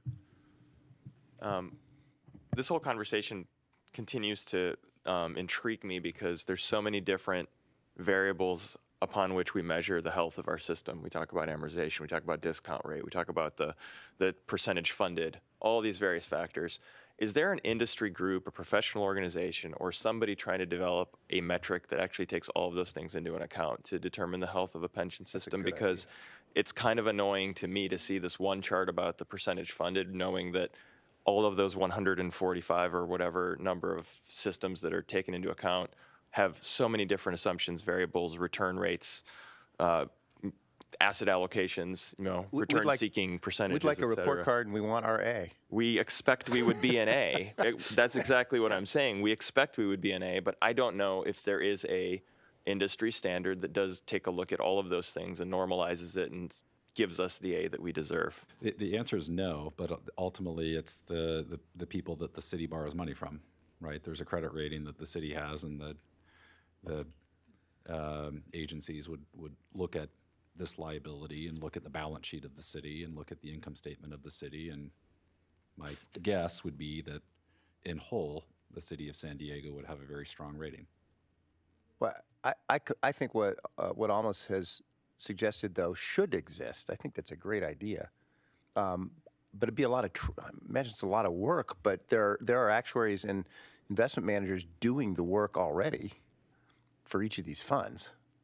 Yeah, the problem is there's a lot of apples and oranges that we're talking about here. True, but different priorities and different relationships between retirement system and plan sponsor. And I like what you're saying, and I agree. It would make our jobs a little bit easier if there was a true apples and apples comparison across the public fund industry. Well, I'm going through my mail from the last year, and there's so many organizations here, you know, inviting us to conferences and et cetera. It would be interesting if any of them would be game to consider a standard that could be developed, so that, you know, when the press, the media, the public looks at the percentage funded, which seems to be one of the first slides you've presented, that's you know, just a small percentage of the full picture, but becomes the headline. There are two of them that popped up when I was doing the same thing. I started looking at it and said, isn't there some research group that's already kind of visited this?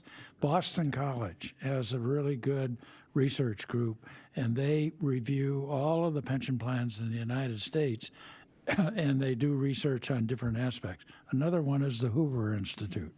Hoover Institute did a major study on CalPERS, the biggest one, but they also did a comparative. So you can go to those two if you're interested in research. You ought to just look those two up. I think they're the two best that I've found.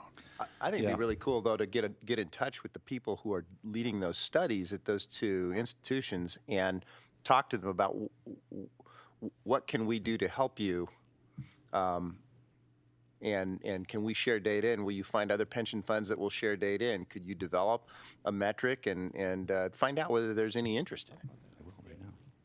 Yeah, the Center for Retirement Research at Boston College is run by a woman by the name of Alicia Minnell, who's a fantastic researcher. We've actually contributed to some of their body of their work, and we, one of Phil's colleagues and one of my colleagues and myself have edited some of their papers, provided critical feedback, helped them think about the public fund space. They do fantastic work, in our opinion. and it's all available online. Their white papers are quite good. One of the things you said, Steve, caught my attention, though, which is, well, they're apples and oranges because they have different relationships with their plan sponsors. And I thought, well, yeah, but that's the point of this, isn't it? To help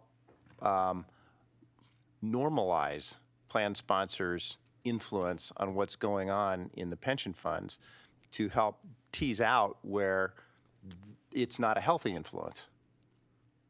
That's fair. That would be ideal in a perfect world. Again, we're a little unique with this closed-end feature that we have from, so it really makes it difficult to be comparable. And the fact of the matter is that we are going to have to, at some point here, start de-risking the portfolio. So the investment returns potentially are going to go down over a period of time. The question is when that we reach that point when we have to start de-risking, and you're getting 16% returns from private equity, but you're going to have to say, well, maybe that's going to have to change. And you've done that, John. You've done a lot of that work already, and you've announced to us and to your actuary and to the sponsor that, hey, we're slowly de-risking. You've gone from 8 to 7 to 7.5 to 6 3/4 and to 6 1/4, 6.5. But there may be a public perception here in San Diego that we're done. And even on the board, there may be some who think we're done. And we may be done for a little while, but we're probably not done. Now, we don't know what the interest rate environment is going to be in 10 years when we need to be de-risking. So we don't know that it means that 6.5 is going to be too high. It may not be. But we do have to, I think, make sure everyone understands that whether we start it next year, 5 years from now, 10 years from now, or 15 years from now, it's going to be one of those. We're going to have to start making adjustments. That's right. I have a question just on going forward. I know on page, I think it's 29 here, where you're showing the different mixes at the high level to return seeking and I guess the hedge portfolio or risk mitigating portfolio.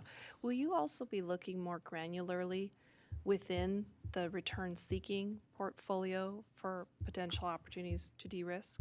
Yes. Yeah, such as turning or lessening private equity exposure, More secondaries or something along those lines. This is a snapshot of the projection analysis. We'll also produce portfolio analysis, which isn't shown here. But it does sound like what you're saying is don't rush into it. This is a good time to be in private equity and earning those surpluses. Worked beautifully for you. Your entry point in time and how you built that portfolio. You saw the results. The investment committee saw some of those results yesterday, and it's worked just beautifully. It's helped you get to where you are today, having those exposures and the real estate exposure. So we're probably talking about long-range planning here, not. Yeah. Right. Yeah, it's a little bit of an aircraft carrier. Good analogy for San Diego. The shifts need to be very intentional, but slow. Okay. We should probably bring this in for a landing at this point in time, unless there's other questions. And another, sorry, a terrible analogy, I suppose. I think we have some board members ready to crash.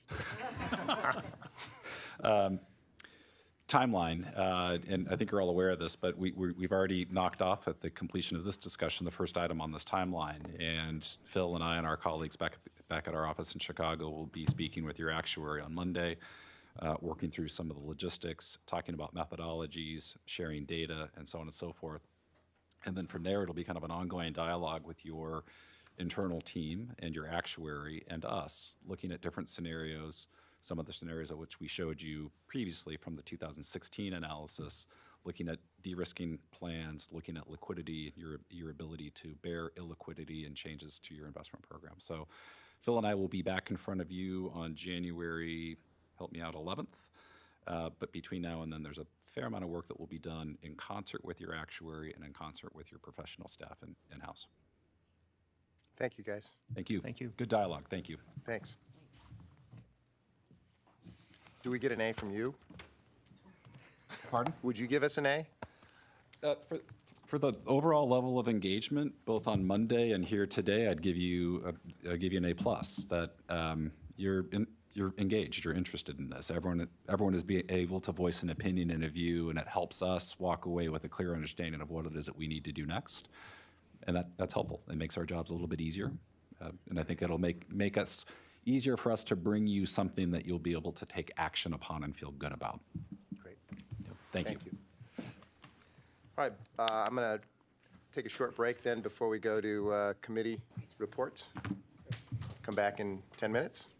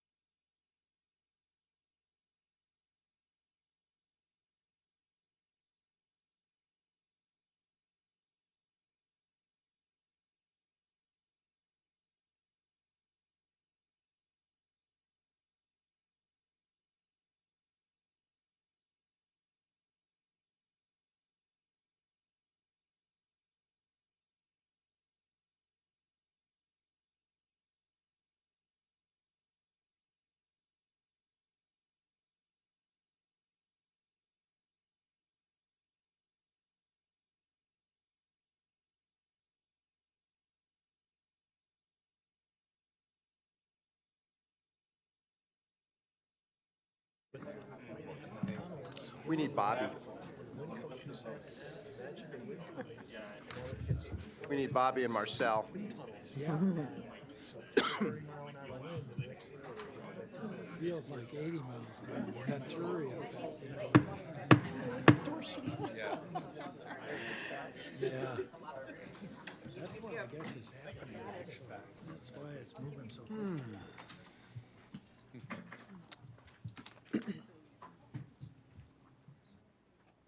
All right.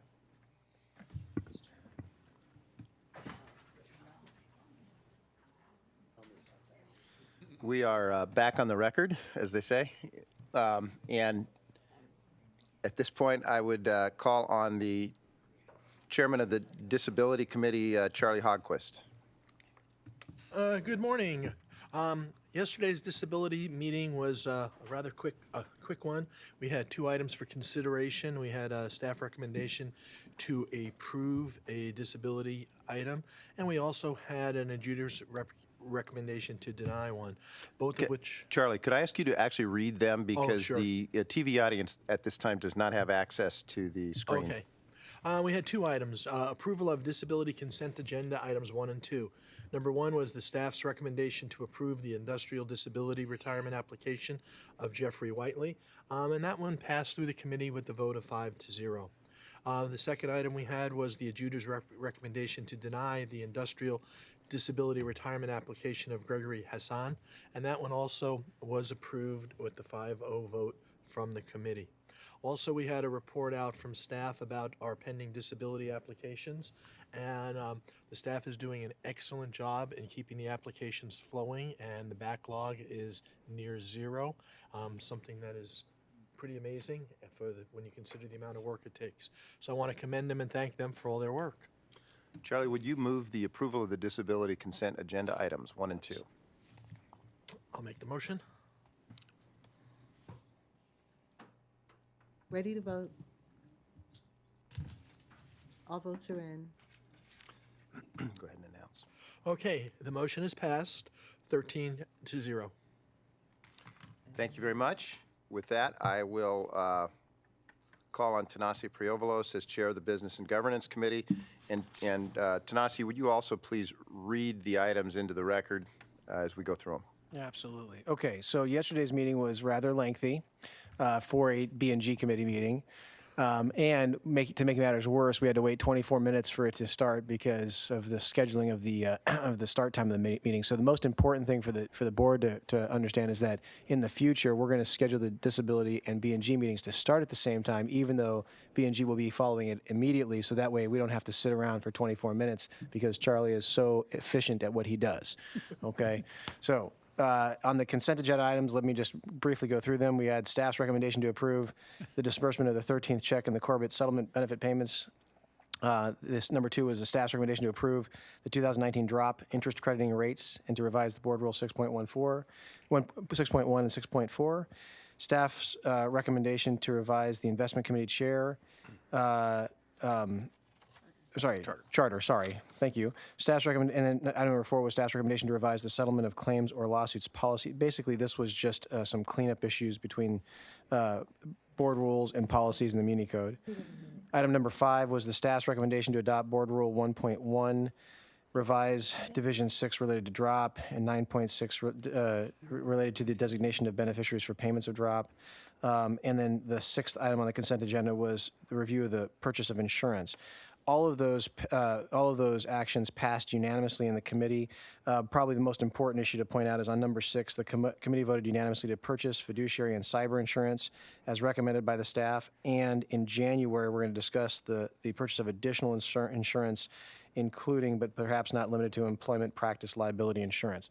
So before I move that for approval, is there anybody on the board who has any questions or wants to pull anything from the consent agenda?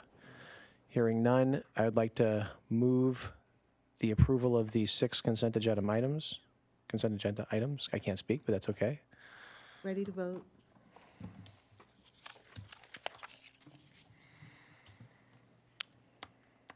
All votes are in. And that passes 13-0. All right, on old business, we were dealt with the issue of Mr. Wilson's appeal. For those of you who might recall, at our last meeting, we had requested some additional information for staff. We asked staff and Mr. Wilson to go back and to discuss the specifics of his appeal and the calculation. Staff went back and did that. They did meet with Mr. Wilson. Mr. Wilson was here yesterday, made his remarks. Mr. Wilson has a speaker slip if you'd like to come up. The issue here, just so that the board understands, is that we cannot make the change that Mr. Wilson is asking for because there is a court order that requires us to make the calculation the way it was. But the difference is what has happened in the interim is that staff has gone back, explained the calculation, worked through that process with Mr. Wilson. Mr. Wilson is still going to request that. You certainly have your 2 minutes, Mr. Wilson. Please, I would ask you to not to exceed your 2 minutes so I don't have to stop you early. Fire away. Okay, first I want to open it up. Are there any questions for me? Okay, so I'll begin my 2 minutes. I just want to frame what your action is today for the committee members, for the board members that weren't on the committee yesterday. So SDCERS retirement, they stated in writing certain retirement percentages for me. And SDCERS leadership team also stated in writing certain drop benefits. Let's call that X.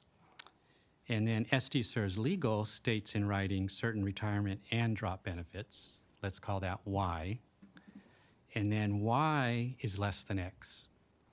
And so what I'm asking for today to the board is if you can approve the findings, and then that will kick me into my next level of under Rule 10.1, which is going to court.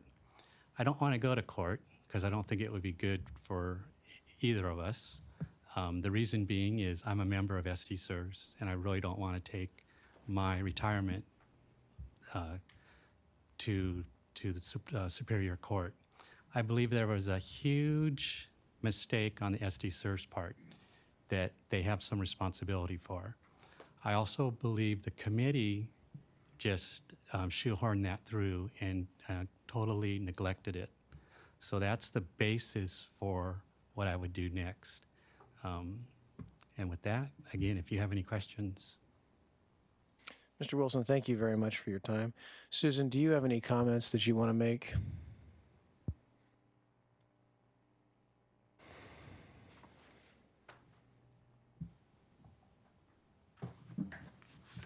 Good morning and thank you. I would just like to echo Mr.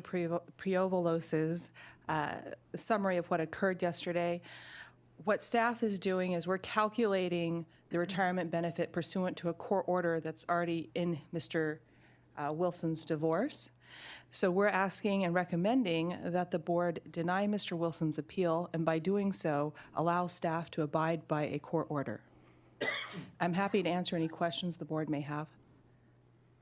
Can I respond to that, please? Mr. Wilson, I'll give you 15 seconds. Okay.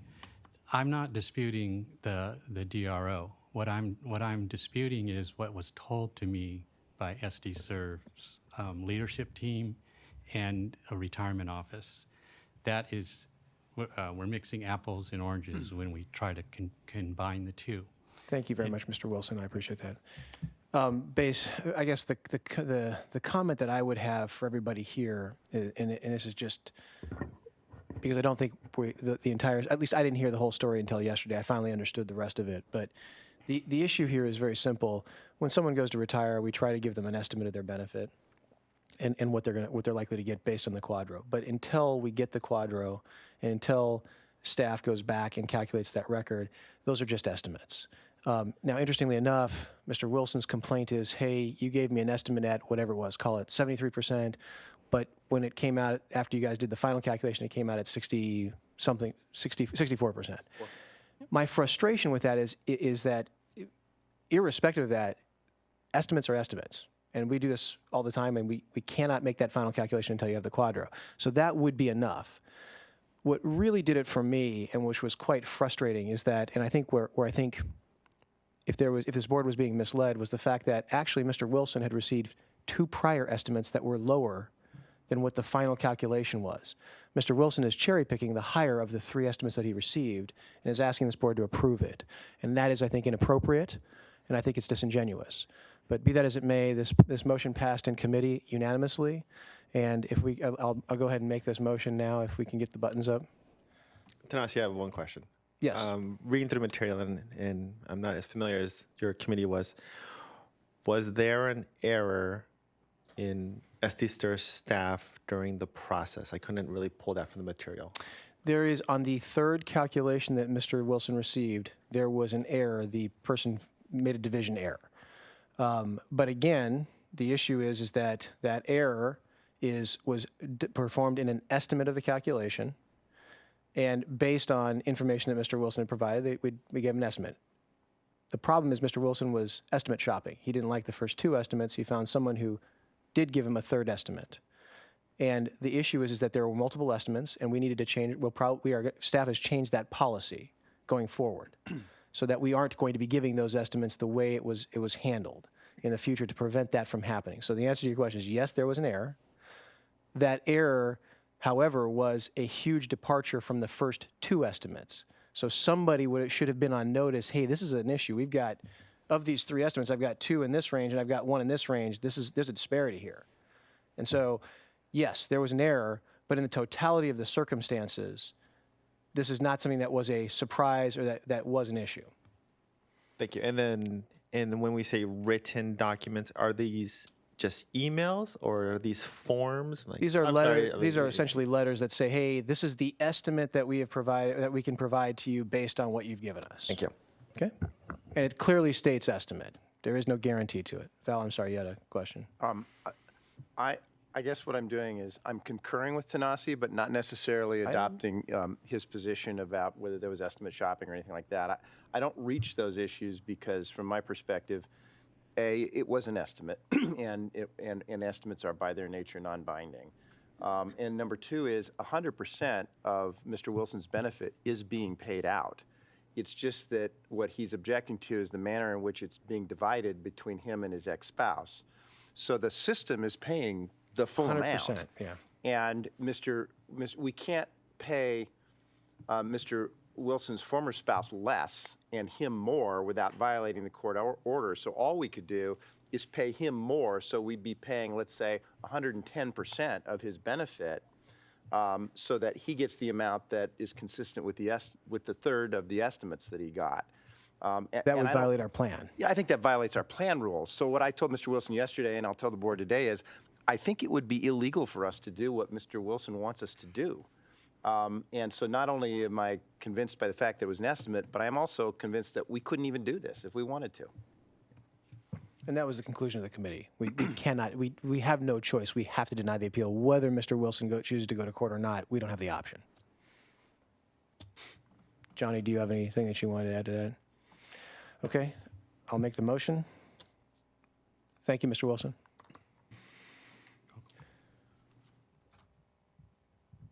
Does it require a second? It does not. Not required. Do we want, Normally, the chairperson will. Oh, I did it. I did.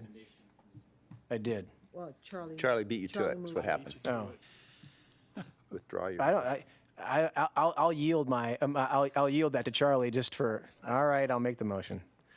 I was trying, Charlie. I was trying to help you out there. Ready to vote? All votes are in. And that motion passes unanimously, 13-0. Okay, we had, the next issue was the report on overpayments of members exceeding $10,000. That was not discussed in committee. We relied on the material that was provided, and it was phenomenal material, by the way. Some of the best written reports I've ever seen. Thank you, Marcel. Thank you. Staff reports by division. Cynthia previewed the SDCERS annual membership meeting that's going to be held Friday, November 30th at 11 a.m. at the Balboa Park Club Ballroom. I think the biggest takeaway of that is that Val will be there as the keynote speaker, and I think that you don't want to miss that. There's also a fresh fruit vendor right around the corner from that location so that you can pick up your tomatoes and whatnot at that particular location at a discount, I'm told. I'll be leaving the board soon, by the way, just in case anybody wants to know. Probably this is my last meeting, I think, but anyway. Not only will I be there, I would encourage other board members to come to this meeting. It's usually attended by, 100, 200 retirees. Fantastic. Okay, the Benefits Administration report was provided by Marcel, who discussed the Public Pension Standards Award for Funding and Administration, the B&A division involvement in the triennial board rules and updates, and the cross-divisional training. I guess the big issue on that one is there was a lot of staff that worked tirelessly to put together the triennial board rule updates, and so I want to just, I think, echo the sentiments from the committee, which is thank you for all of your hard work on that. Information technology, legal and compliance. Johnny had really monopolized the meeting, I think, yesterday, so we just ignored his report and went off the written material, which honestly, compared to Marcel's, was not as good. But he tried, so I think that's important. And then I think one of the neatest things was that David Bond, I think it was probably one of the first times we actually heard from you, and I've decided I think you should come and give your same report. So come on up to the mic, and I think you should, because I don't remember the last time you've been here, so fire away. I'm proud to announce that the Information Technology Division won the Municipal Information Systems Association of California Quality in IT Practices Award, and we will go for that award next year as well. I think the big takeaway there is for those of you who either had not met Dave before today or didn't know what he did, he's been doing a lot of good work behind the scenes. David, thank you very much. Thank you. And with that, I think that ends my report. We don't want to hear from Cynthia Queen. Cynthia, do you wish to address the board? Just because I like I don't want you to your feel bad. She likes to hear you talk, and so if she wants, there you go. Thank you. I did just want to remind everyone about the annual meeting. Thank you very much for doing that already. And I wanted to emphasize that we do send a postcard invitation to all 20,000 of our members. We use this as an annual opportunity to let them know how stable and sound our system is and that we invest for the long haul. And we also meet with our groups regularly throughout the year, but this is our big show with the star, Val Hoy, speaking. So thank you very much. Hope to see some of you there. Thank you. Thank you, Cynthia. Aren't you glad you did that? That's great. Okay, that brings us, thank you, Tanasi, for that entertaining interlude. That brings us to the Investment Committee and Carol Broad. We had a relatively efficient investment committee yesterday, so that was great. We have 3 action items that Jamie is going to review for us, and after she presents each one, we'll take a vote. Great, thank you. You have staff and consultants' recommendation for a $100 million commitment to the principal U.S. property account for SDCERS real estate structural core allocation. This allocation, as a reminder, is intended to provide benchmark-like exposure to the NFI Odyssey Index and deliver returns that pace that index. The principal U.S. property account is an open-end, diversified core fund that focuses on generating favorable risk-adjusted returns for investors. The fund targets high-quality properties in space-constrained locations and is expected to outperform by weighting property types and geographies based on internal market research. Principal's performance objective is to outperform the NFI Odyssey Index over a full market cycle while also focusing on a strong income return. And with that, I would be happy to answer any questions that you have about the fund. Questions? I have a question. $101 million seems like a lot of money. Yes, it's a very interesting amount, and it was done for a very precise reason. If we had $101 million, we got a fee break. Took the fee down to 80 basis points. And then break down how it fits into the allocation percentage in the real estate bucket, however it's termed. So it will, in our optimization that we did in the annual investment plan at the last meeting, we determined that we wanted to add an additional fund to our beta or market-like exposure. And this fund would fit into that allocation, the structural core, which is the benchmark-like return. I didn't say my question very well. How much of the real estate fund is this, like, a percentage-wise? Like, is there like a $10 billion we're supposed to do in real estate, and this is $101 million, which is, so it's not that much, or? It is, do you know the percentage? Explain to me why this is a drop in the bucket for real estate Not a drop in the investment. bucket. It's not a drop in the bucket. It's not a drop Okay. in the bucket. So it is a large- significant commitment. Okay. Most of our other core funds have commitment amounts that are within like around the $100 million range. This is the bulk of your return for the real estate portfolio. We are trying to get that steady market-like exposure for the portfolio. This comprises 70% of your real estate allocation. Okay. So it's very The significant. core, So I'm sorry, I should say that better. The core bucket of your Okay. real estate allocation comprises 70% of the total real estate portfolio.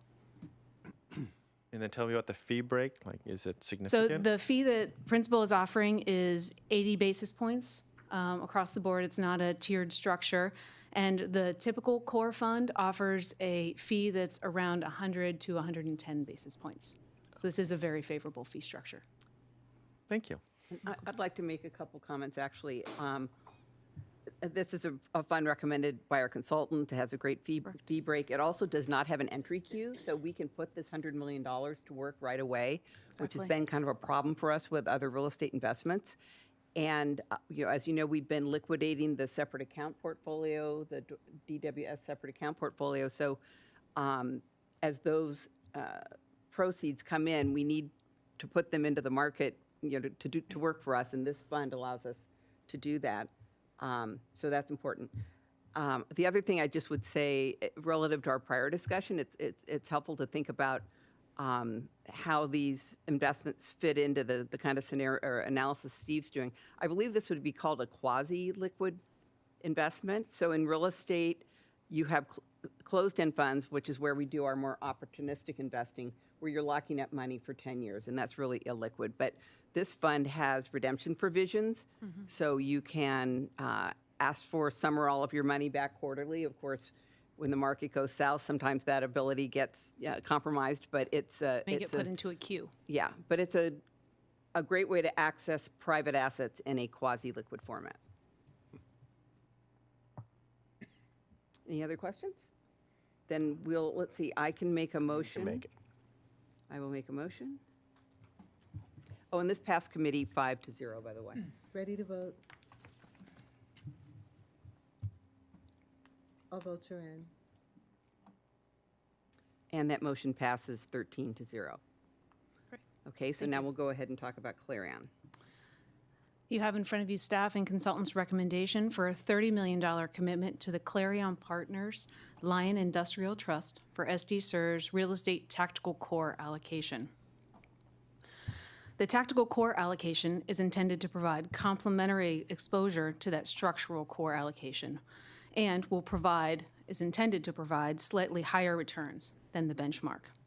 As you'll recall, the DWS separate account is in the process of being liquidated. The properties that are remaining are office, so SDCERS will be left with an office overweight within the real estate portfolio. In the annual investment plan at the last meeting, we identified that adding a fund like an industrial fund, a sector-specific fund, would help offset that office overweight. The Lion Industrial Trust was identified as such a fund. This fund is a core plus, open-ended fund seeking to acquire, develop, and manage a diversified portfolio of industrial real estate assets. The fund will focus on bulk distribution and warehouse assets. The Lion Industrial Trust will utilize active management and execution of development and value-add strategies to drive value within the portfolio. The fund is targeting net returns of 10 to 12% over a full market cycle, with half of that return being driven by income. It was approved 5-0 by the investment committee yesterday, and I'd be happy to answer any questions that you have. Aren't we a little late for the bulk distribution warehouse market? So this is a highly sought-after sector, but in the funds that we have spoken with, this still remains a very interesting area that there are still opportunities to be had. With the rise of e-commerce in particular, we are still seeing opportunities they're continuing to develop this area. Companies such as Amazon, who just continues to drive the market Right, but I mean, that was a huge opportunity 5 years ago. I'm kind of wondering if it's still generating these kinds of returns. It's growing, right? It is Really? Still? expected to, yes. Yeah, I think they said that they expect their returns to be moderating somewhat, that they have been extraordinary over the last couple of years. And of Yeah. course, we got a nice gain when we sold our industrial in Los Angeles.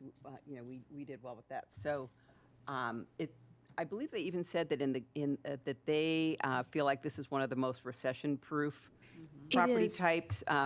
Almost 10% of their tenants is Amazon.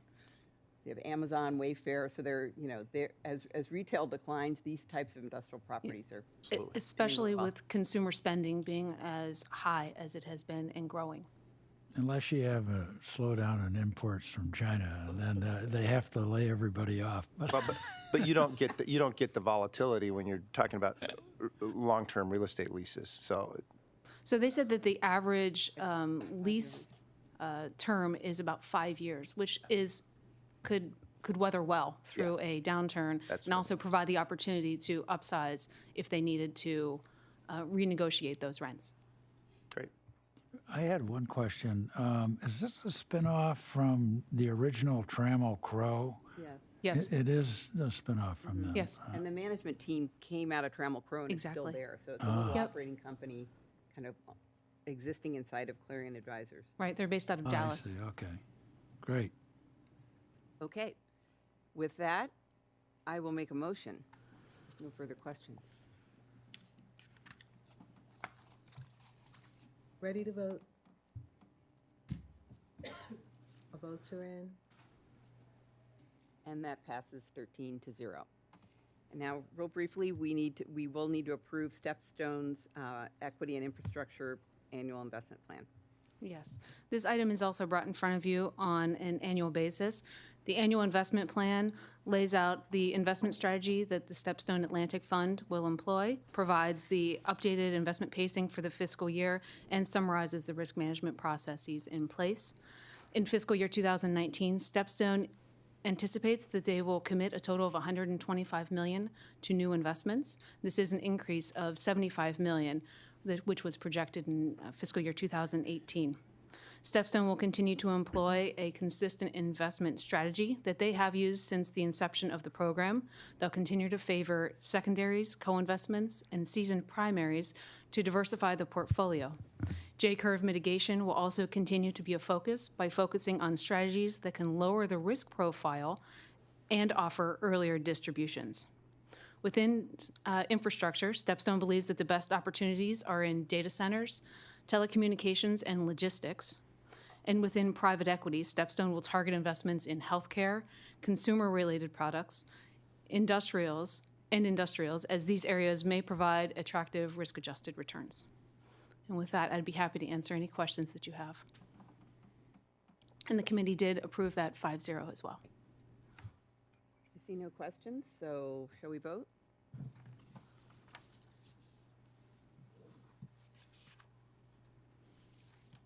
Ready to vote? All votes are in. And that passes 13-0.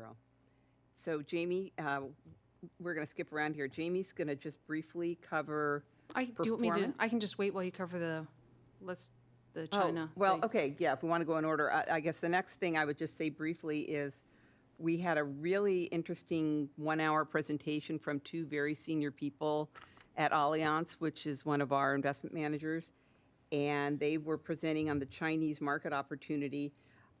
They were talking about how China is starting now and going into the future going to be creating ways for international investors to participate more fully in their equity market.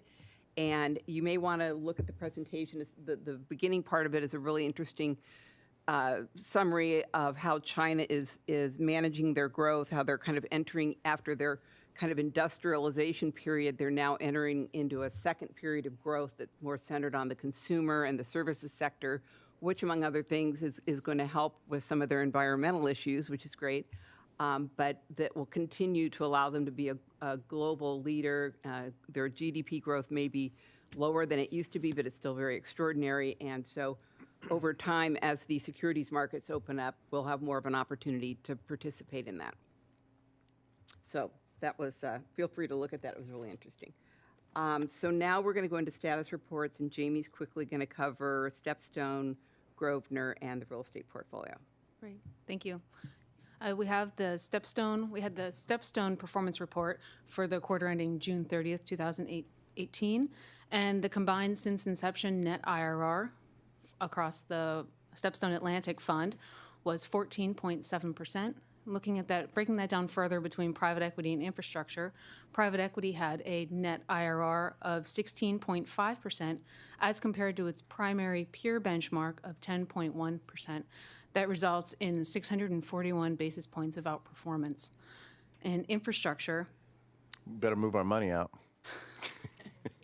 there was a net IRR of 7.8% versus its benchmark of 6.9%, which results in outperformance of about 90 basis points. So the Stepstone Atlantic Fund continues to have strong performance, as is evidenced by these numbers. And I can answer any questions that you have. I think one thing I'd just point out is Stepstone was pretty heavy in the energy market at one point, and they took a hit, and they moved away from it. And that's a good thing. Right now, you've got oil going back down. It's one of the biggest drops in 3 decades or something like that. It's now down to $60 a barrel, but So it's what's going to get hit again. That's a great point. What's interesting is this is June 2018, about a year and a half ago, that infrastructure return was at just under, it was about negative 1%. So it has come back quite a bit, and we've been able to diversify the portfolio further and continuing to go into other infrastructure areas to diversify away from the energy exposure. Ready for GCM Grosvenor? So the combined net IRR for the GCM Pacific Fund was 15.8% on a since inception basis. Breaking that down further, private equity had a net IRR of 17% as compared to its peer benchmark of 10.1%. This results in outperformance of 690 basis points. And looking at infrastructure, had a net IRR of 10.9% versus its benchmark of 7%, resulting in outperformance of 390 basis points. So the GCM Pacific Fund continues to show very strong performance. What's important to remember here is I've just gone over the private equity returns for this. This is a target allocation of 13% for the portfolio. And, you know, these are very strong returns. Definitely, I think that we'll see some moderation in the future, but it's very good for the total fund and having a good impact. Well said. Okay, we'll move on then to the real estate performance. For real estate, we're also looking at the quarter ending June 30th, 2018. For the quarter, SDCERS had a return of 2.2% versus the benchmark at 1.9%, resulting in outperformance of 30 basis points. For the 1 year period, SDCERS had a return of 11.9% versus the benchmark at 8%. This results in outperformance of 390 basis points, which is significant for real estate. Over the longer time periods, SDCERS continues to outperform its benchmark in all time periods. And the real estate portfolio has had very strong performance. We do expect that these returns will moderate. That 11% that we're seeing for the year, it's high for real estate. We would expect it to be closer to its average at about 8% going forward. And with that, I can answer any questions that you have. Are you enjoying this? I am. Good report. Nice to have good numbers. I have good news. Yes. So again, you mentioned the private exactly. equity and This infrastructure is 13%. This is 11%. So that's 24% in these asset classes that are producing really strong returns. There's actually more similar type of performance in our opportunity fund, which is another 3 or 4%. Right. So, these are the places where we really can have, add to our performance. It's having a meaningful impact on your total portfolio. Meet our objectives. Mm. Okay. Great. Thank you. I'm now going to ask Anders just to come up and introduce you to a number 5, which is a new report he's producing He's not going to talk you through the whole report that had a whole bunch of pages, but just wanted him to have an opportunity to tell you what he's been doing. Thank you. Good morning, everyone. Nice to see you all. So as a part of the manager monitoring policy that was approved at the May meeting earlier this year by the board, staff committed to provide a annual manager review of all public market managers. So you don't just see managers when they show up on the monitoring report, but you can actually see the performance metrics and the risk metrics and the staff's conclusion regarding those metrics on an annual basis. So each fiscal year end we'll provide you with this report, and it's going to show up in your status report going forward. So I just wanted to bring your attention to that and answer any questions you might have. How many managers do we have, Anders? That's a trick question. 1, 2, 3, 4, 5. Go back and say, how do you define a manager? Yeah. I think it's about between 12 and 15 if I remember off the top of my head. What about all the real estate managers? There's about 20 of those, right? 20 something? Could be. I'll take your word for that. Private, public market, sorry. Second. Overall, we have 53 total managers. Thank you. That's the number I was looking for. Bill, you're really predictable. Well, I didn't see that coming, though. I want to drive the point home, okay? Right. I only have 2 more meetings to do that. Are you in favor of consolidating? You're doing a great job, though. Okay. Thanks, Anders, Right, and thank appreciate you. your work on that. Okay, so we are not going to cover items 4, 6, 7, and 8. Feel free to look at those. Yay! I'm trying not to be, I don't want to go full Tanasi, but I have to do something, So, anyway, that concludes my report. Thank you, Carol. That brings us to... That was weird. Sadly, my wife and kids say the exact same thing. I don't understand it. That is very... There will be some extra training for Tanasi after the meeting. Speaking of training, that brings us to training. Thank you, Val. Johnny Tran. Thank you, trustees, for attending some training this year or considering training this year. This December, Greg and I will be working on a plan like the CEO does every year to recommend courses based on your positions and committees, based on the courses that you've taken in the past. So you should look for those emails in around December. But to help you plan, if you want to look at the calendar before we give you recommendations, it's in the material this meeting. Mr. Hayner, though, has jumped the gun a little bit and already knows what he wants to do. So I do have a request for Mr. Hayner to attend a conference in January in Washington, D.C. So I would need a first and a second for that request.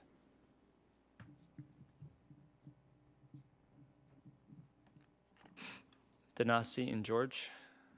Ready to vote?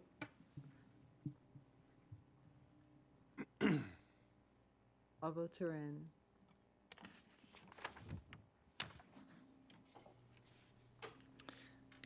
Would you like me to announce that? Sure, go ahead. 13-0, that passed. And I don't have any other training requests. Thank you. Thank you, Johnny. That brings us to questions and comments from president, trustees, and staff. I have a question about the educational conferences. I'm wondering if, Greg, you could give us recommendations of which conferences you, particularly since I'm new and I haven't been to many, which ones you think are pretty good to go to. Appreciate that. My understanding is the CEO part of his duties in supporting the board will actually be going for each trustee to give them suggestions with regards to educational opportunities. Great, thank you. Now we're on questions, comments from president, trustees, and staff. Are there any trustees who'd like to make any comments at this time? Greg, do you have any comments? I do. I just wanted to recognize that we had an election here in San Diego earlier this week, and there was a matter on the ballot that had to do with SDCERS. That was to reinstate a safety member disability provision.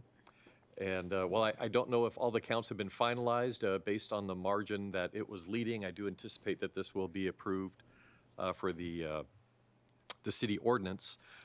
We look to see the city clerk to certify the election in early December, and then the city council to make a resolution to adopt the city ordinance. So I just wanted to highlight that we're thinking about this and that we'll be planning for this and make sure that we administer the plan, because it will take effect as soon as the city council approves it.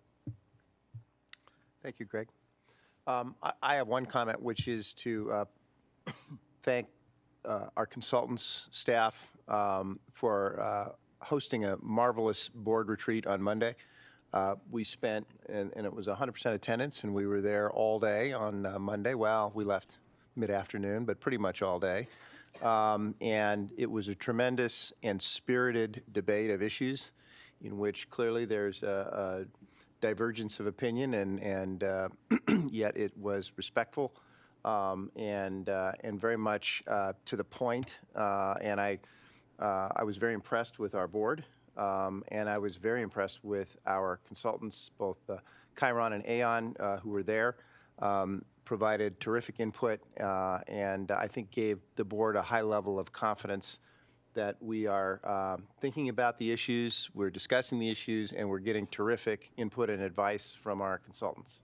So thank you to everybody for that. Much of the content of that meeting will be back before the board in January, when we will have some specific recommended actions that came out of that retreat, and we'll see Aon and Chiron at that meeting in January, and we'll get down to some nuts and bolts of what we want to do about all the things we discussed. With that, are there any non-docket items? I'd just like to ask Greg, what does it mean about this resolution that the voters passed? I didn't follow. What's the implication for us? I can give you some more detailed information after the meeting, but there was Measure N, which reinstated a disability benefit for safety officers represented by the San Diego Police Officers Association with regards to violent attacks and the ability to file for disability benefits. Okay, thank you. All right. No non-docket items? In that case, we will adjourn into closed session.